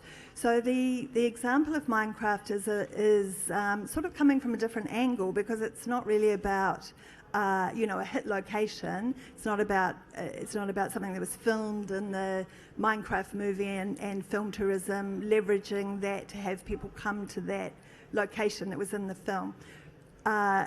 What the opportunity that we had essentially was for Tourism New Zealand to be able to partner with Mojang Studios, which designed a Minecraft movie, and Warner Brothers. And through this partnership, it was to be that there would be 6 free pieces of downloadable content, DLCs they refer to it, which is essentially sits alongside the Minecraft game, but isn't part of the game, and is free to all global Minecraft players. So it's the first time that Mojang had ever done this. And as a Minecraft player, what you can do right now is you can, as you're playing, you go into their, I think they call it Minecraft Marketplace, and you can download these 6 pieces of New Zealand content which essentially transport you into that familiar, blocky, Minecrafty world, but actually you're in New Zealand. So these are 6 New Zealand locations. You can ride a waka, a canoe in one of the fords. You can discover the glowworms at Waitomo Caves, or go searching for rare native birds on a beautiful island sanctuary. You can go to Rotorua and look at the geysers and the boiling mud and that sort of thing. And you, as a player, you're going in there also as a film director. That's your role. So it's all beautifully linked. So this provision and the incentive, which was a part of a reset that we did, a recalibration of the incentive that came in the end of 2023. And a Minecraft movie is the first example of the tourism partnership being used by one of our productions. And so how did it go? Well, a Minecraft movie is a global hit. It's the biggest Hollywood movie this year. Also, the biggest game adaptation, or one of the biggest game adaptations, that's for sure. And for Tourism New Zealand, it's been incredible. From a EAV perspective, the equivalent advertising value, which is the technique they use to ascribe value to publicity coverage in the media to support a campaign. I think they're reporting figures around $43.5 million, which is incredible. Over 700 pieces of coverage, and this is globally speaking, 700 pieces of coverage in news and game and lifestyle media globally. And the social media numbers are just as impressive. So, of course, the conversion of that to people making a decision to buy a trip to New Zealand will take a little bit more time. But what it's done for, our partners, Tourism New Zealand, is provide a platform and give them an opportunity that their marketing budgets would never have allowed. So it's been extremely powerful.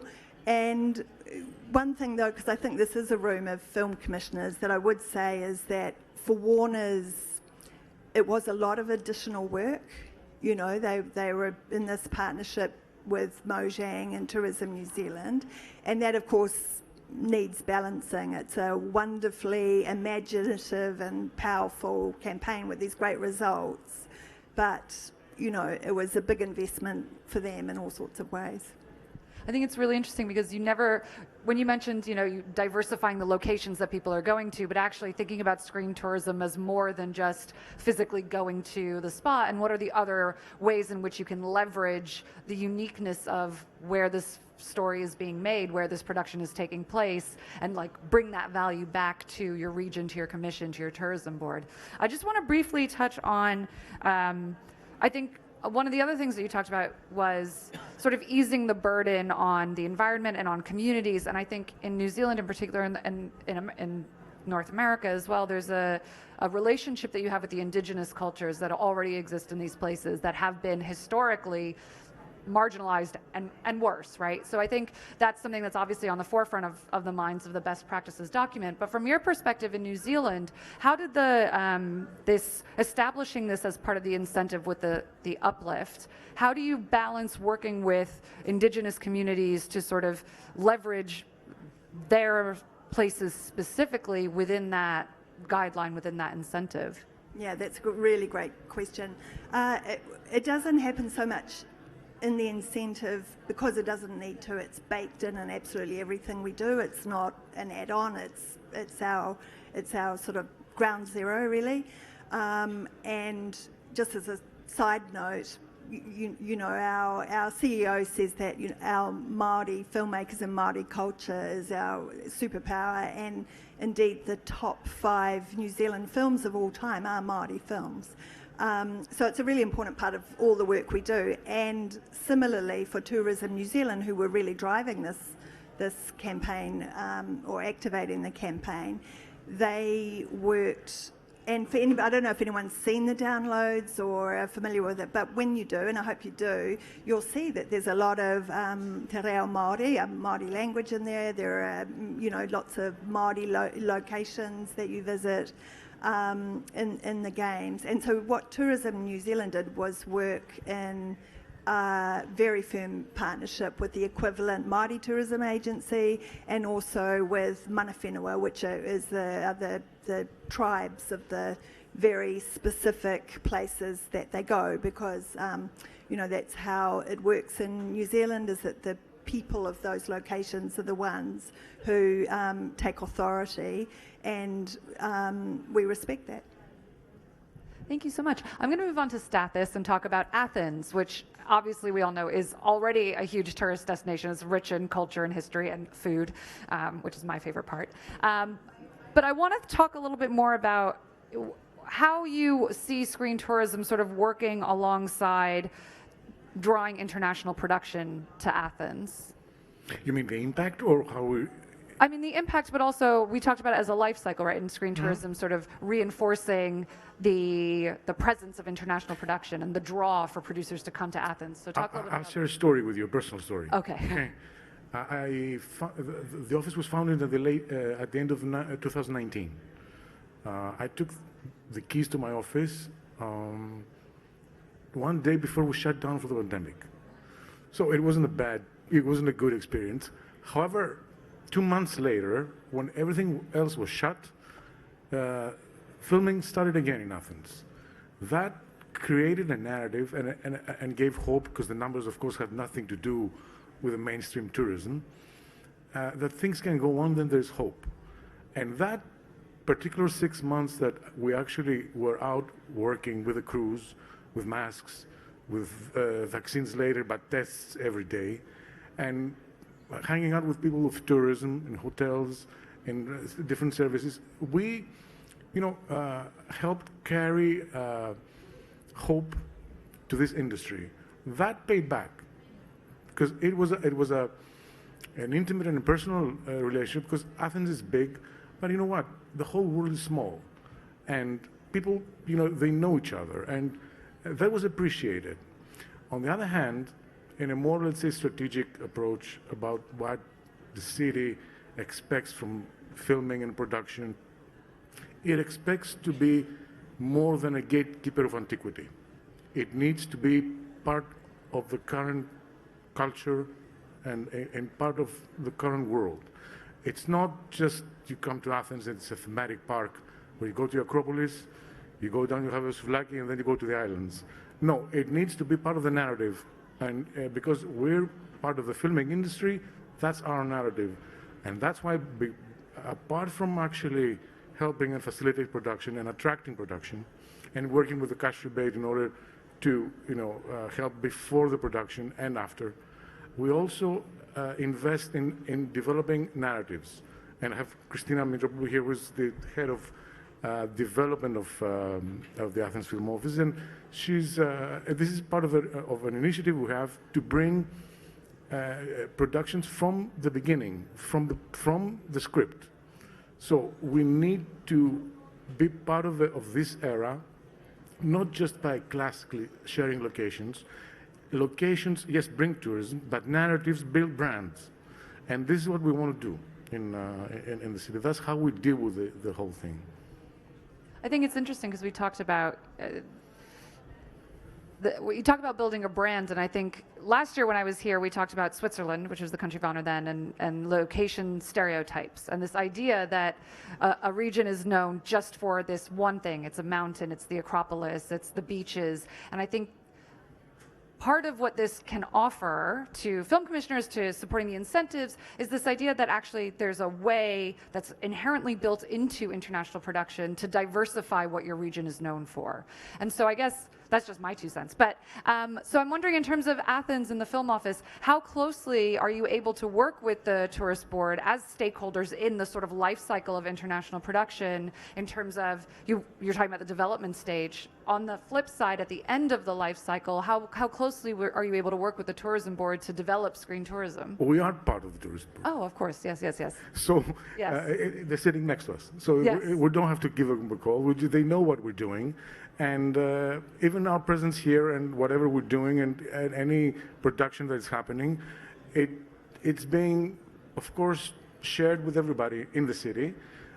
Develop Athens is the destination management of the city, and Film Office is part of that holistic approach about how you develop a destination and how you manage a destination, because it's not just bringing production, it's not just about bringing tourists, and it's about how you make sure that you have the resources so they can be happy, and also have policies to make sure that people who live in Athens don't freak out. Okay, I'm sorry about my, yeah, that was not very, but that's the idea. And we see resentment in tourism in different destinations right now happening all over the world.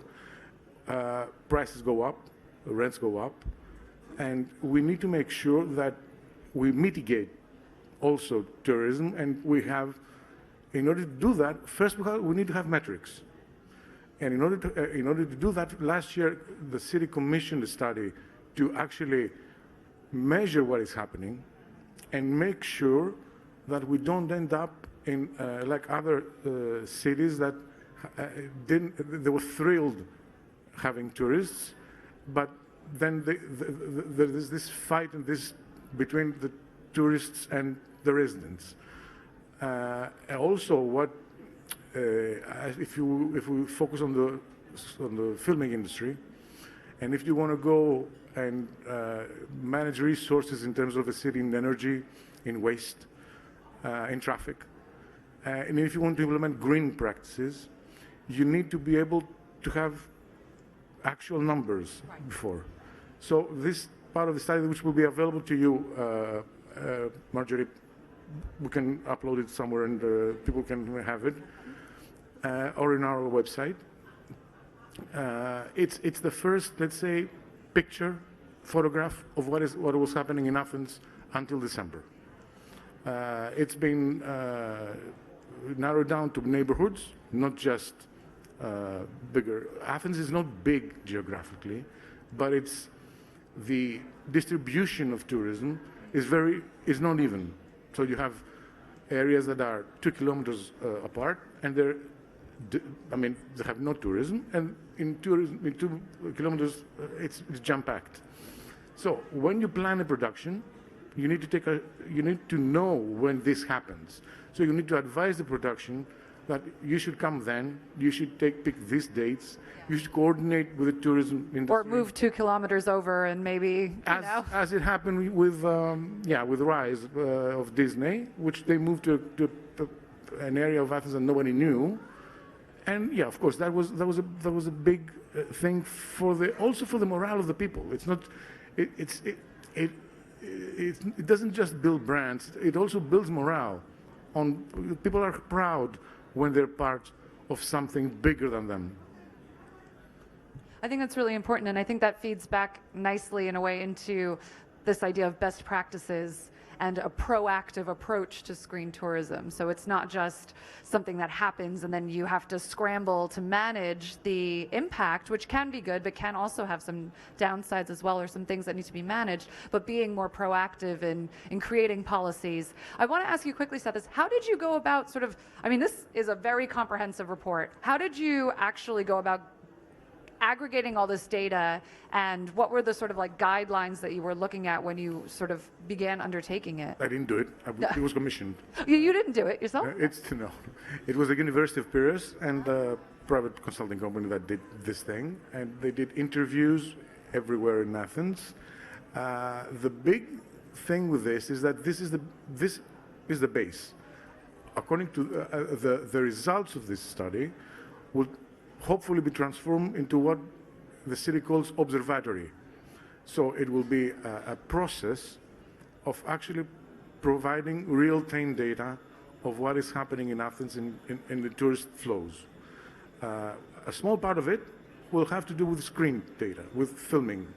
How many productions came, how many people worked, where did they stay, what was the spending, and what was the spending on energy, everything. So this has to be part of the bigger thing that follows these results.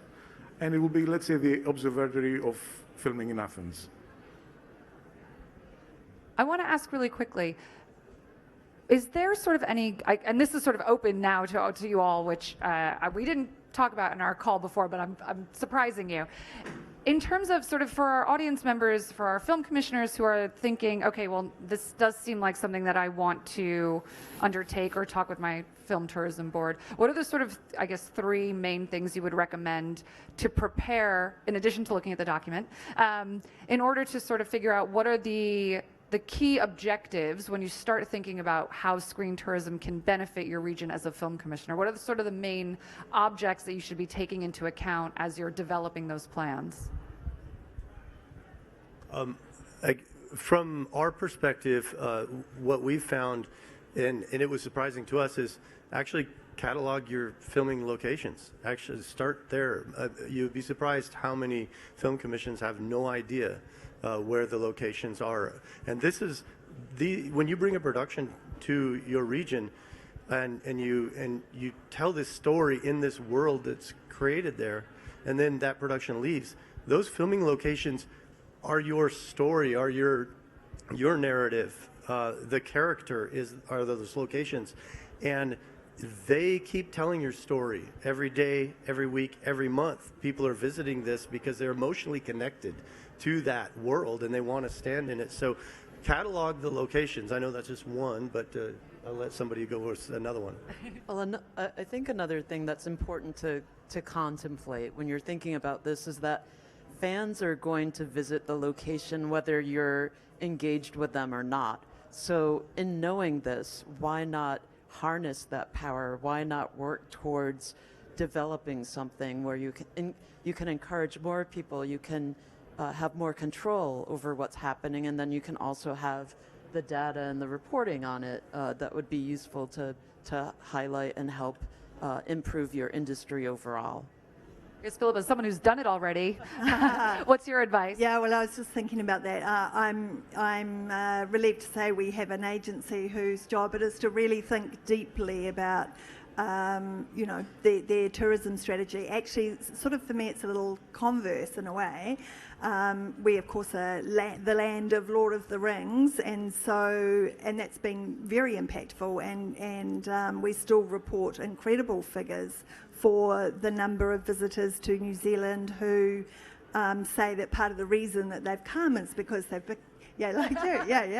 they've seen the locations and want to experience them.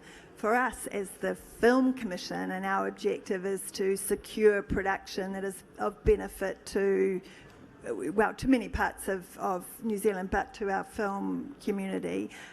In a way, we need to counter the idea that that is New Zealand, because that is New Zealand, but it's only one part of New Zealand. We also have very interesting and useful built locations. We have locations that look nothing like the majestic mountains and glacial lakes and gorgeous wide valleys that you see in Lord of the Rings. So actually, it just means from the way we talk about New Zealand, we're needing to broaden the story because it was so incredibly successful that we almost don't need to market locations. Which is similar to what you were saying, Stathis, about what Athens is viewed as. Correct. And I would like to just add something. We deal with that by, in our minds, having two different distinct groups. One is the B2B group, as we say, which is the producers, the crews. But it overlaps with the tourists because these people, after they finish work, they need to have fun. They need to feel safe, and they need to feel exactly how a tourist or a guest, I would prefer the term guest feels in your home, okay? So it enhances the other. So because it's a small world, as I said, and 5 years that I do this thing, there are many people who came to Athens, never been, they fell in love, they bought apartments, they come back, they want to find a new project and come back. For me, this is very important because it's like a customer satisfaction survey, okay? And it's the leading thing that makes all the touristic flows, in my opinion, follow. If these people are not happy, somehow magically, I don't know, I haven't measured that, but I strongly believe that it cannot happen the one without the other. So you need first to make sure your family is, fine and safe. Then, if you do that, the rest will follow. Yeah. I think that is a very lovely note to end on. So I want to thank my panelists. I want to thank you all for sitting here and listening, and hopefully it was insightful for you. Thank you all very much.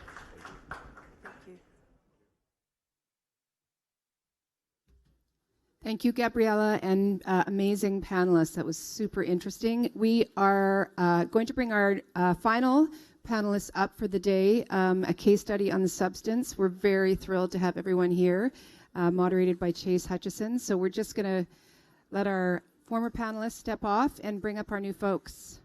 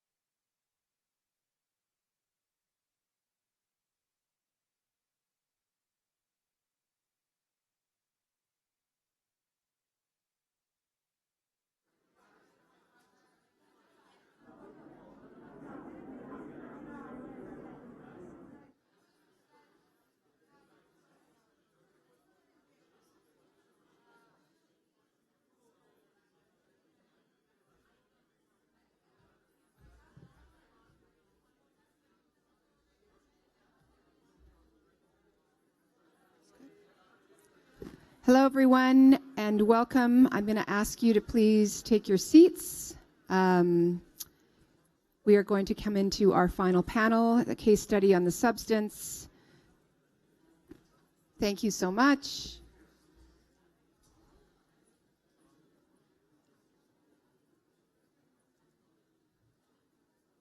Thank you, everyone. Just welcoming our panelists to the stage, and Chase Hutchison will introduce them all. Enjoy.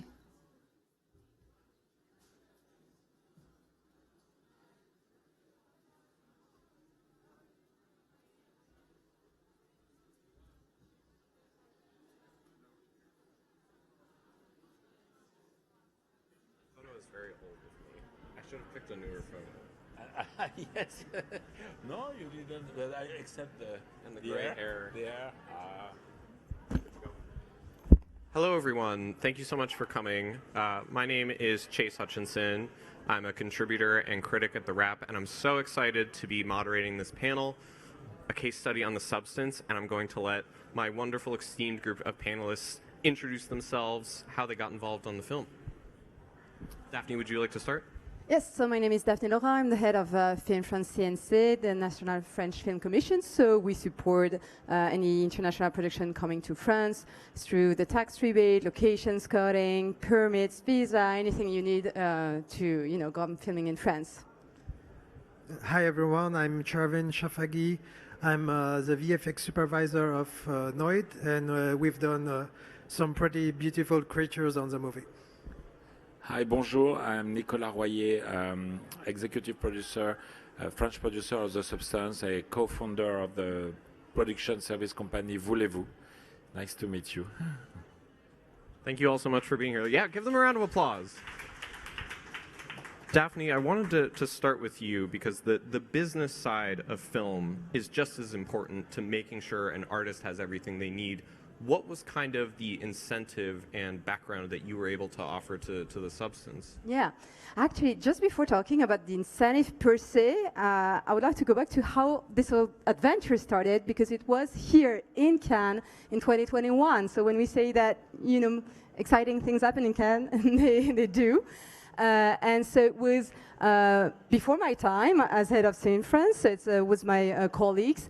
There was a meeting with Coralian at that time. She was working on the movie. It's an American movie financed by Universal, but she couldn't do it in the US because the budget was too big compared to what she had. And we're like discussing with her, and it would be a shame that this movie wouldn't exist. And we're like, maybe you should think about coming to France as a US production through the tax rebate. And so it's time now to explain about how it worked. So the French tax rebates amount to 30% of eligible expenses spent in France. But if you do spend 2 million on VFX, you can actually go up to 40% on all eligible expenses. And that's what has the case on the substance with the VFX that was done with Noid and CGEV. And so then it's 80% of the total budget, up to 30 million, so you have enough. It's a very reliable tax rebate. It's been in place since 2009. There is no annual envelope, so you can come anytime as you want. So it's really beneficial. And actually, maybe I'll give the mic to Nicolas, because we explained the tax rebate, but then you came in the story, and you can... Yes. So The Substance is a film produced by a working title with Universal Pictures. And first, the first reaction said, it's okay, it's a film, it's a world to create, so let's go to maybe Hungary, Czech Republic, or Romania to see the cost, because it will be maybe cheaper and maybe afford to the film more shooting days. I don't know if you have seen this film, but it's a film with a lot of effects and prosthetics, which takes time to do. And so, in fact, all the bids was too expensive or not able to allow the number of shooting days the director absolutely wanted to get.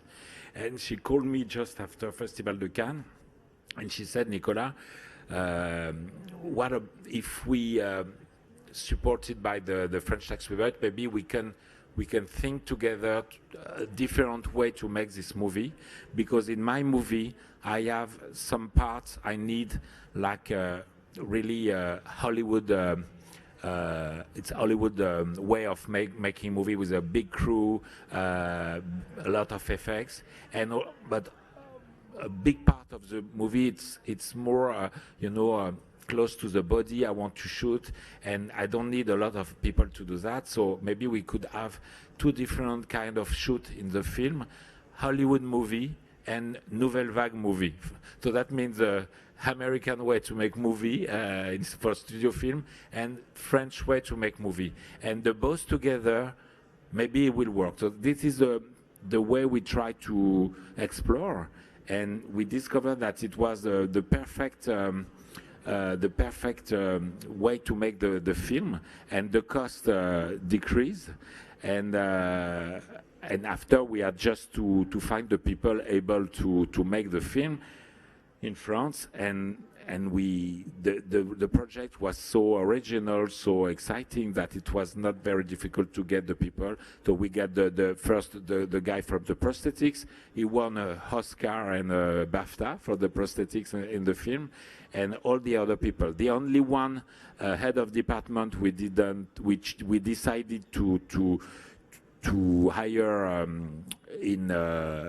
not in France was the DOP, because we wanted different eyes to tell by the picture Hollywood, We don't, so we worked with a UK DOP, and after for the post production we find amazing vendors for VFX and everything. So the film was 100% shot in France and 100% post-produced in France too. So within the I budget. had to add something, because now that the finance is done, we know that in France it would work. To go back to the tax rebate, to qualify, you have a cultural test to pass. And so in this test, you have points if you have cast and crew from France and Europe, done as we've heard a lot of French head of production. Then if you run infrastructure, so they shot in studio, they had VFX, so everything they qualify. But then, is there any? Yeah. But then the first part of the tax of the cultural test is actually dramatic content. So we look at element of the scenario. So I don't know if everybody here has seen the movie, but it's actually an American stories. American character is set in LA, so there is no element linked to France or Europe. So one of the challenge was, would it qualify? And you have different elements there. So if you have a French version of the title, you get points. But then we missed some of the points. And actually, on the scenario, there is, for those who have seen it, a turning point in the scenario when Demi Moore's character is confronting or doubled, by cooking this frenzy cooking scene. She actually take a French cooking book, and she's doing all these classical dishes, and that got the points for the link to the culture, French culture. And actually in Cannes, when it premiered last year, I was really curious about that scene, and all the Theatre Lumière laughed when they saw that. So I was like, oh, okay, they see that it's a French-related element. So, and the Film France team really helped and is helping, the director and the producer to go through the test, and because we couldn't imagine that this movie wouldn't exist. No, absolutely. Thank you for sharing that. I was wondering if you all wanted to kind of weigh in on that Los Angeles set, but French shot, and that it is a movie about fame in Los Angeles and stardom, but is also very French body horror, French extremist. What kind of the conversations were like about giving that its moment on the big screen, and why it had to be in France for you all? What was helpful is that Coralie immediately decided to really take the money and use the money of the budget where she need to be in the on screen. So we really try to make really this exercise on the budget that to to optimize each euro and so, for example, between going to LA or shooting in Cannes, but when Demi Moore is walking in the street, we shot just in front of the Carlton. You will see it. And we just needed the blue sky with this light we have here, very close to the light in California, and the palm trees, and which was very helpful for example, if the film would have been shot in Hungary, it would be they would have to go to Spain or maybe France, or additional costs, etc. And this was also the decision of the director to do it. She said that I don't want to spend too much money to go to US, and what we also to make the Los Angeles in the film very realistic. We spend a lot of money in the background of in the apartment. You see the view, the apartment view. So we decided we made a test between a green screen, LED wall, and just a photo printed and a lot of light, and we choose this process. But we spend a lot of money on the light to make it real, and it works. And after, for the audience to see this view in the apartment was enough to imagine that the story was shot in LA. But it has to be because we saw a lot of film with a photo printed in the background, which was very fake, looks very fake. So it can be very realistic if we use the money. So we spend the money here instead of comment dire. You mentioned natural location. Most of it is shot in studio, but you mentioned the light that is very similar here than in California. And actually, our film commissioner from Côte d'Azur, Camille Ferret, was actually in the room. She helped with the natural location. And so, of course, when you think LA, you think palm tree. And so she found some palm tree here in Cannes. But actually, the day of shooting, they were trimming the palm tree. So they were nothing like, a Californian palm tree. So they had to stop the trimming. But then it was not quite that, and so Camille and the team managed to find other locations that were just right for the movie. Who here has seen The Substance? I know we've asked it a couple times. Okay, because I'm about to spoil some things. You should go and see it. I wanted to talk about the VFX because we're seeing some of Demi Moore in prosthetics, but it's also a kind of beautiful merging between those practical elements and the more digital part of it. And I was curious if you could talk to what the experience was like of finding that balance, integrating them together for what we end up seeing. Yeah, sure. From the beginning, Coralie wanted, to pay an homage to the old movie, 80s movie, like Carpenter's movie, Cronenberg. So it was the main vision of all the prosthetic work done, beautifully done by Pierre-Olivier Persin. But she was also, curious about what we can help with visual effects, what we can enhance and still respect the vision she had from the beginning. So what we've done basically is we scan everything we can on set, 3D scan. We get a lot of reference. We get some reference photos, shooting from specific technical plates, everything we can from Demi. So she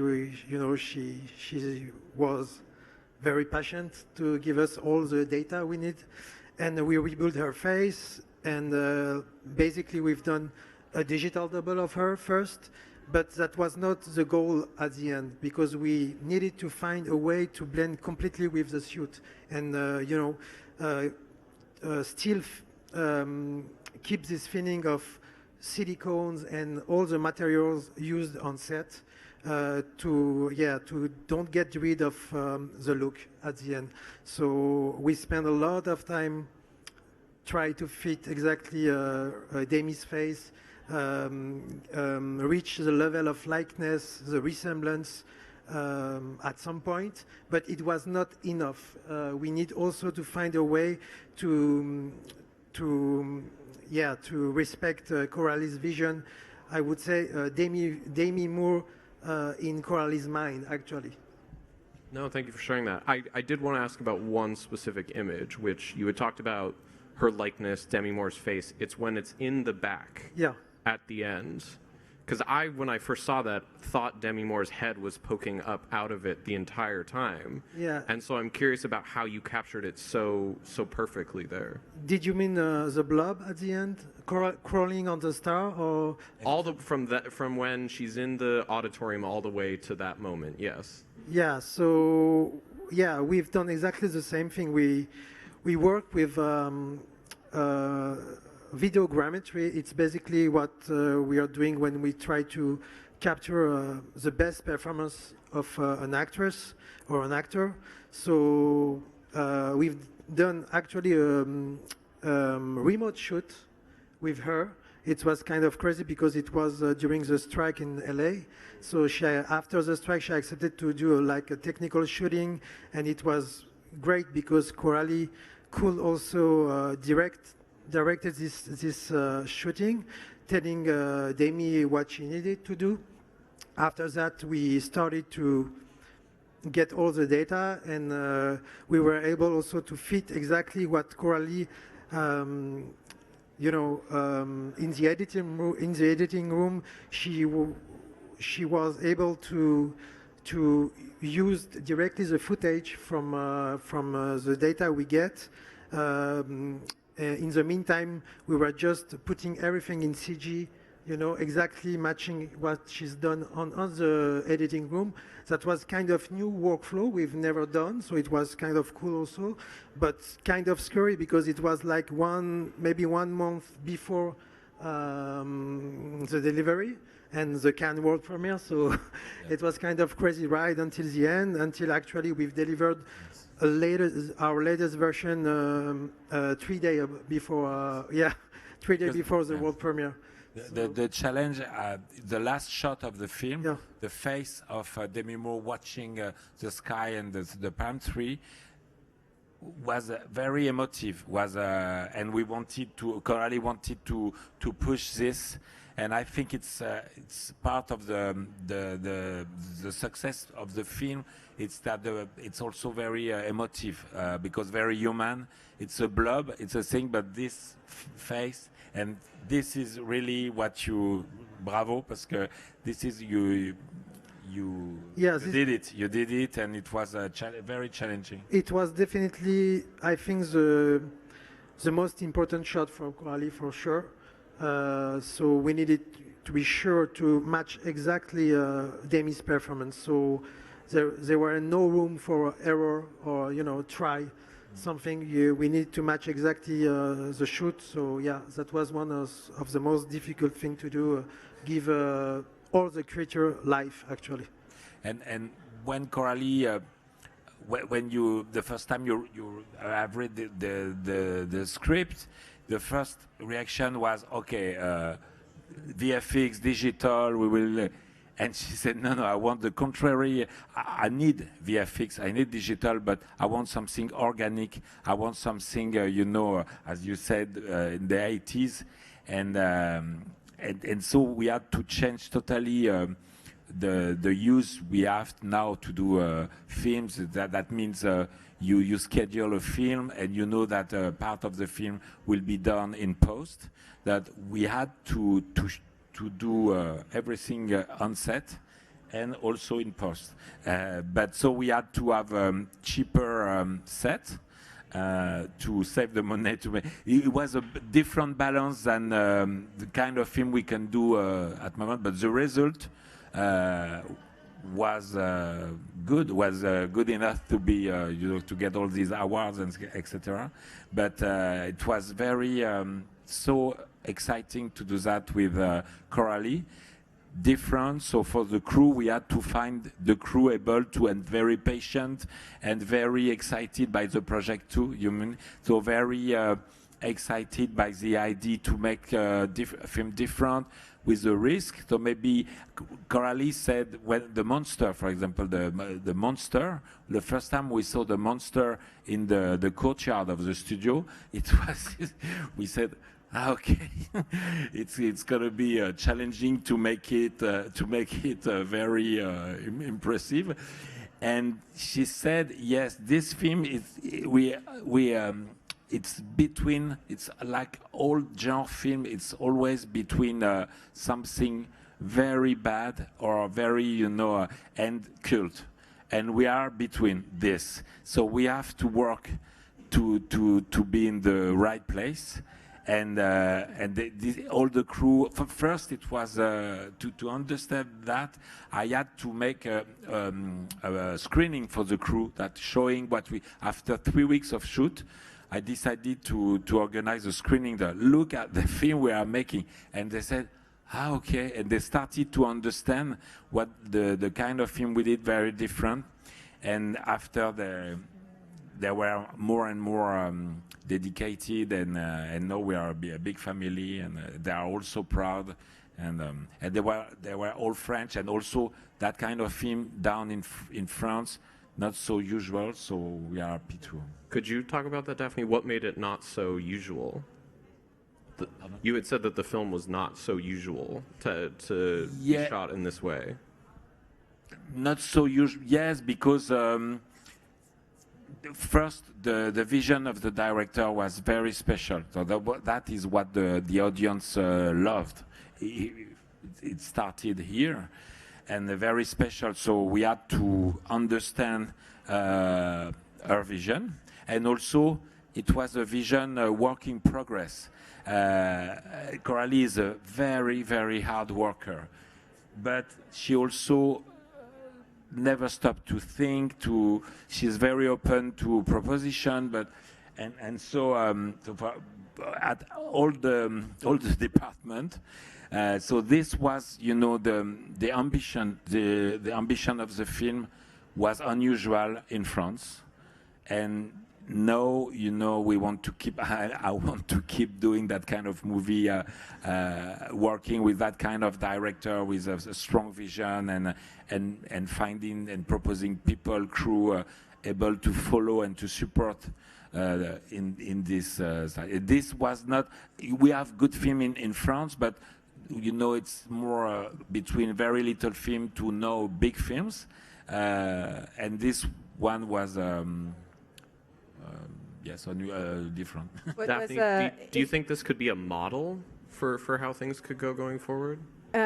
Yes, for international movie coming, I think it really started telling international production that when they come to France, well, you don't come to France just for a tax rebate. Obviously, it's much more than that.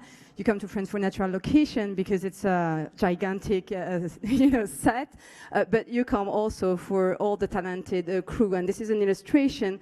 And when people see all the French people that have worked here, they are called upon on international production. Pierre-Olivier Persin, Jean Miel about the blood, and we have all that in France. And we're when they're committed to movie, as Nicolas said, they're passionate people. In France, people do love cinema. Cinema was born here. We have a real culture.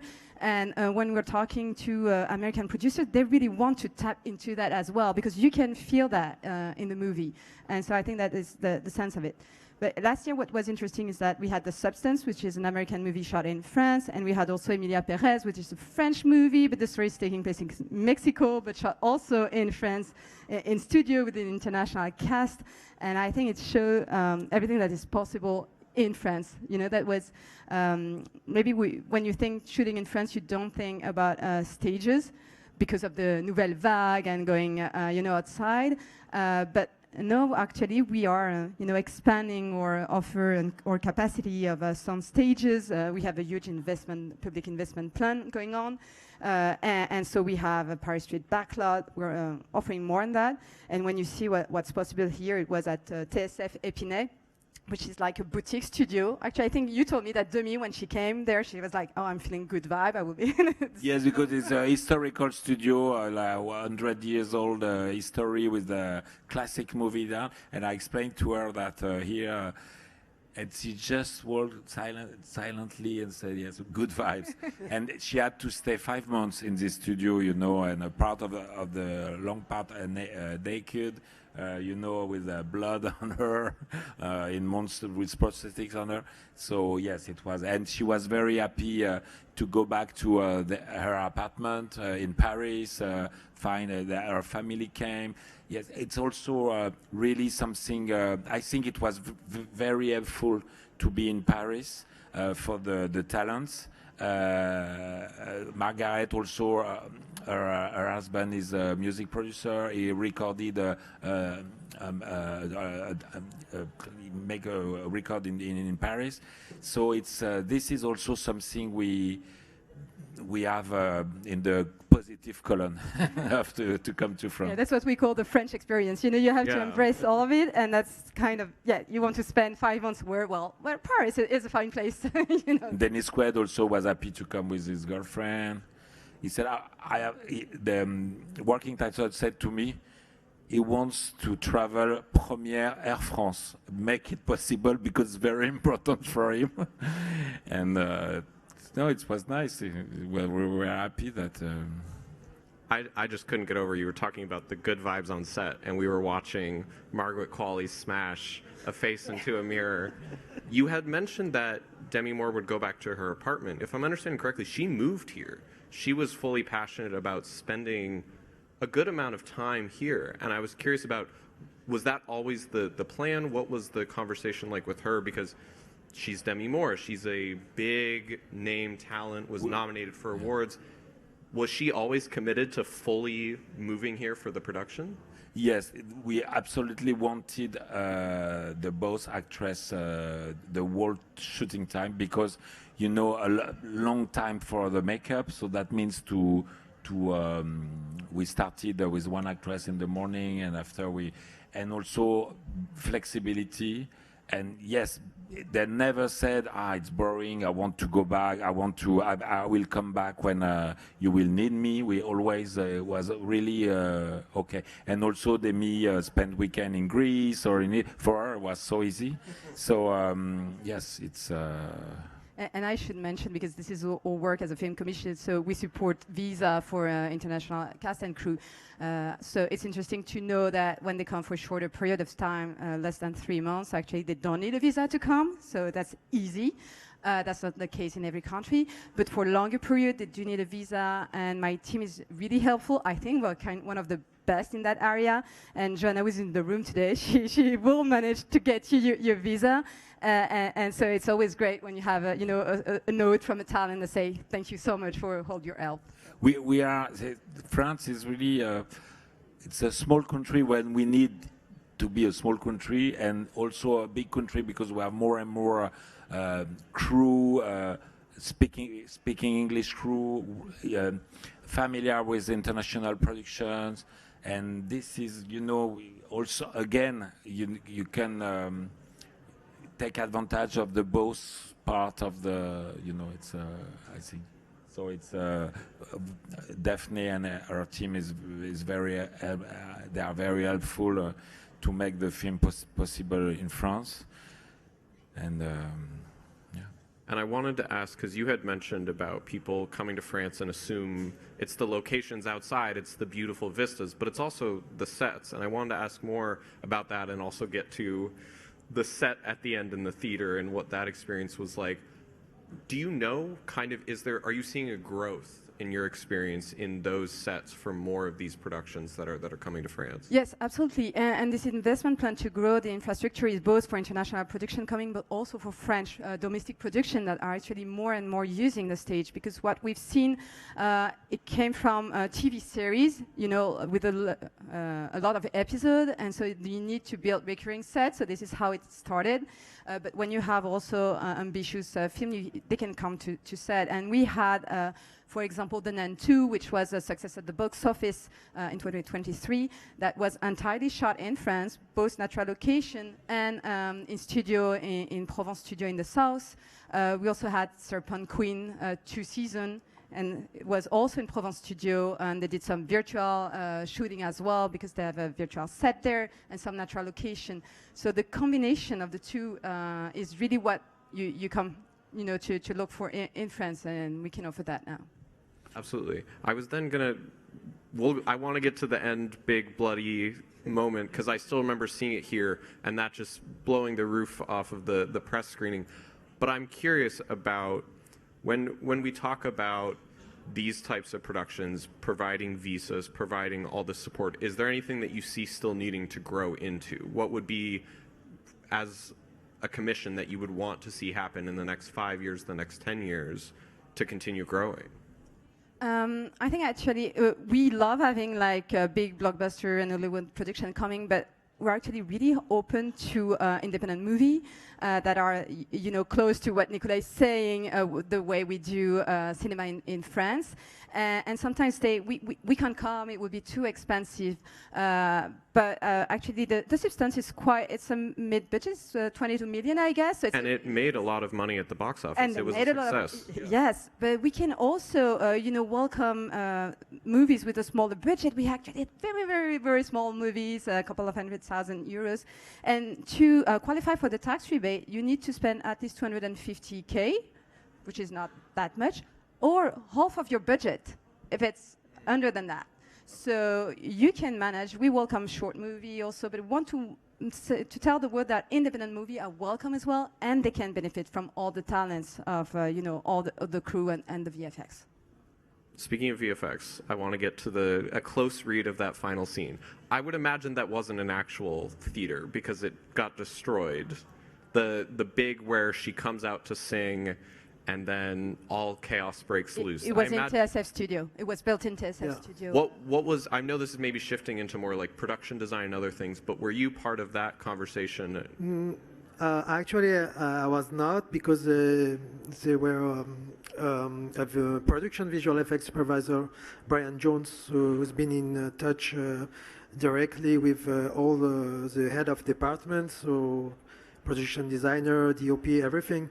So, but I know a funny fact about this scene is I think Jean-Miel reached the world record of blood on this one. How much? Do you know how much? I know. 5,500 gallons we use, yes, fake blood.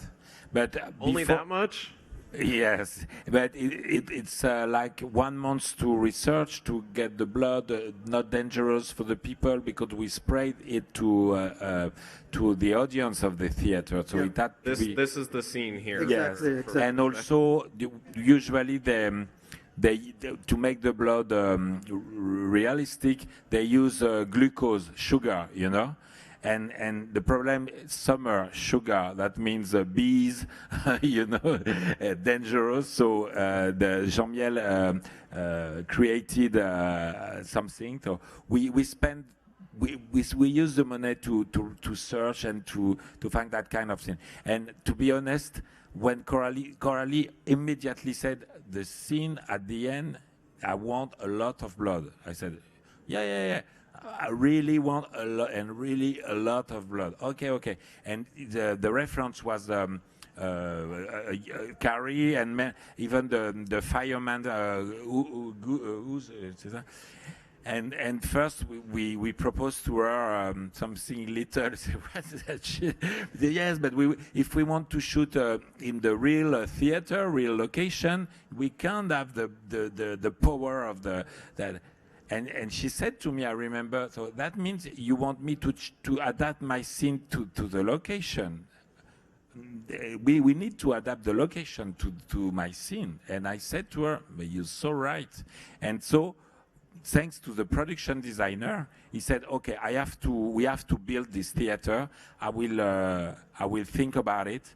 And so we have to build a basin and to build a theater on the basin.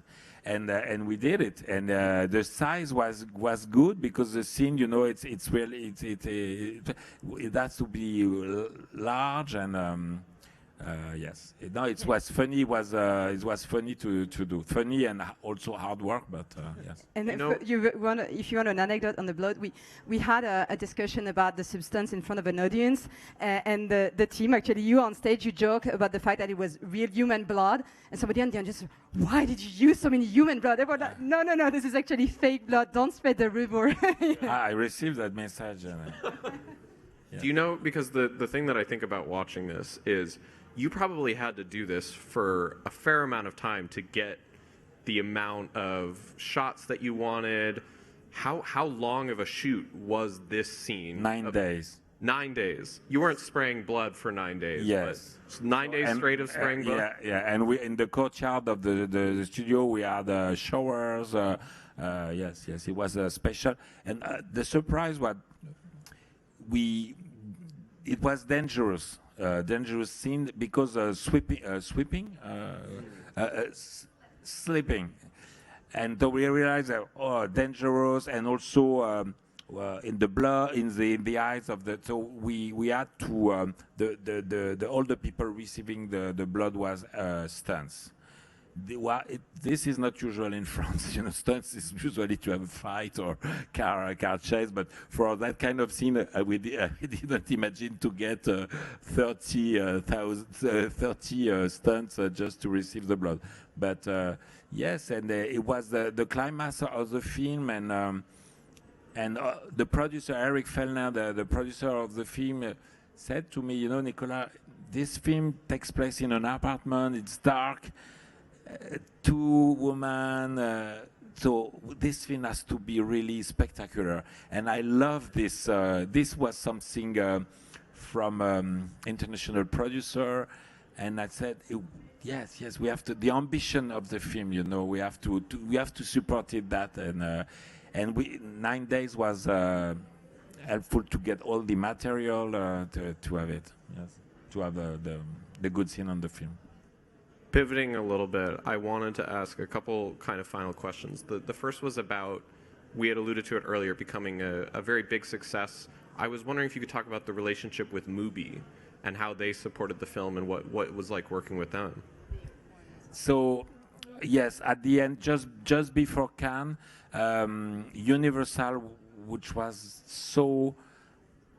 I had such a good relationships with Universal during the film, but the film was also unusual for them because very long shoot, and doing freestyle, a bit French style, so American studio film and French style, and they were confident in us, but at the end, the film was made. We don't know why, but they said, we think we are not the best company to sail the film around the world. So they choose the more indie company, and it was, the film was proposed to different kind of, a movie got the film.